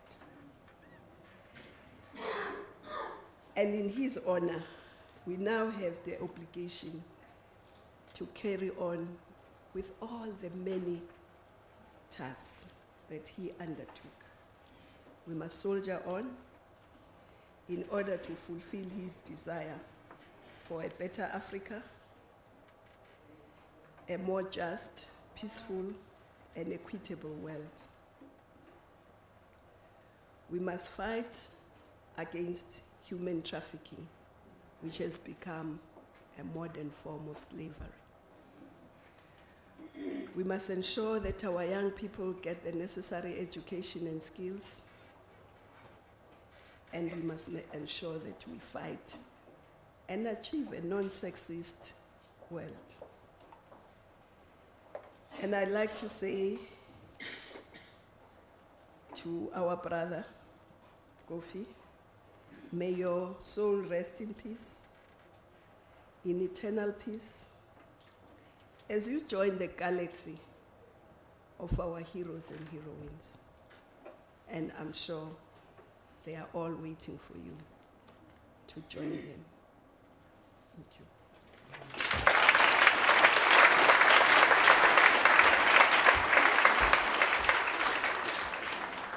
Thank you very much, Minister Dlamini Zuma, and as you put it, his family was the entire world.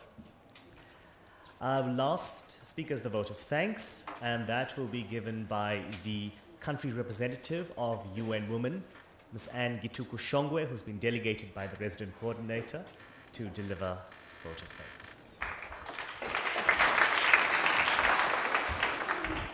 Good afternoon. Many of you are given 10 minutes, I was given 1. So, on behalf of the UN Resident Coordinator, who, as you heard, is short but not concise and concentrated, and as dynamic as that describes. So, on behalf of our Resident Coordinator, Dr. Nados Bekele Thomas, and the entire UN country team.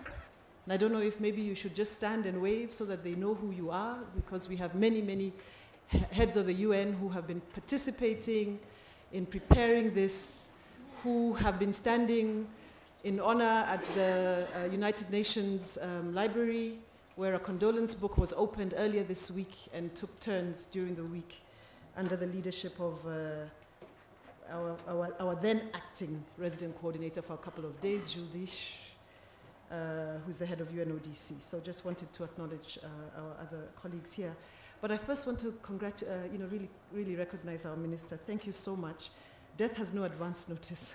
So we really appreciate that with such short notice, you are able to be with us and come and deliver such a wonderful keynote address in recognition, really, and respect for our great fallen giant, gentle giant. Dr. Phumzile Mlambo-Ngcuka, who God's grace allowed us to have you here today, that you would be able to grace us. We saw you in the pictures, so we know that you are interacting with him on a regular basis. Thank you so much for sharing with us. The Vice-Chancellor. Again, we didn't have time, and I know you left people in your office. We hope that they will still be waiting for you. But we thank you that you continue to allow us to enjoy ourselves in your home, which has become our home. And we were just together a week ago, and we will be back again next week. So just please keep, this is our space. Our DG, just want to thank you so much for coming up here, and I'm so excited to have seen how Dr. Phumzile was so excited to see you standing here so tall in your new way, in your new life. So we thank you. Ambassador Welly Lenhlapo, we follow you closely on Facebook because you're always sharing with the world what is going on in this world of multilateralism. You're a true multilateralist, and we really love you for that. So thank you. We see you, and thank you for taking the time to be here. Our High Commissioner, thank you so much for gracing us with your time, for serenading us as well with your colleague who came and played a recorder, a flute. Sometimes we see them, those plastic ones, and we think that they come from the Western world, but in actual fact, we noticed how beautiful that flute was that he spoke from. But thank you for those words, and appreciate that you took the time and really accept our condolences for your uncle's passing. We know it is personal for the rest of us. It may not be as close, it's not a relative, but we truly loved him, each and every one of us. So thank you. Sorry. Judge Nabi Pillay, thank you so much for really sharing those wonderful stories, including at the dinner table. And for making the time, for flying over to be here with us, we really appreciate you and thank you. And we hope we can keep bothering you because you're here. So as the UN family, we hope that we can continually call you whenever we need you to be with us. Honorable Trevor Manuel, thank you again for coming and being here. We appreciate you and appreciate your presence. The UN Choir.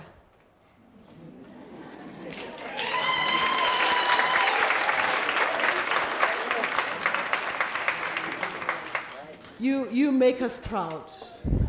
And truly, Ndade Silo Hatang, and I want to recognize you as well, I just wanted to say to you, they are actually about 2 months? 3 months? Huh? 2 months. 2 months, not 2 decades. It's just 2 months. Now, if they're this good, can you imagine how good they will be shortly? So we are excited about that. So I really want to thank you and congratulate you for really coming and, warming up the room. I also want to really recognize and thank the team that pulled this together with very little time under the UN Resident Coordinator's Office. Thank you so much for pulling this together. And for each and every one of you who took the time out to come and actually be with us at a time when it's difficult. We know it is short notice and we didn't have a lot of time to prepare you, but just want to thank you for that. UNISA, Professor Makanya, your team, we now have direct phone numbers for Hermina and for all the different people that we need to call. We need a room. We even know which rooms. We tell them which room we want because we now, this is home. But everyone takes the opportunity to say something. So I'll say something really small before I say my final vote of thanks. But I looked at all his quotes, and there were so many incredible ones, but I thought to leave you with this one. To live is to choose, Kofi Annan says. But to choose well, you must know who you are and what you stand for, where you want to go, and why you want to go there. And as we think of his legacy, we see he made a choice, and that choice is one that we have celebrated today. It is one that leaves us with the kind of challenge that every day we should ask ourselves, what is the choice we made, and can we rise to be like the Kofi Annan that we celebrate today? I thank you. Program Director, Sudesh, thank you so much for your wonderful leadership.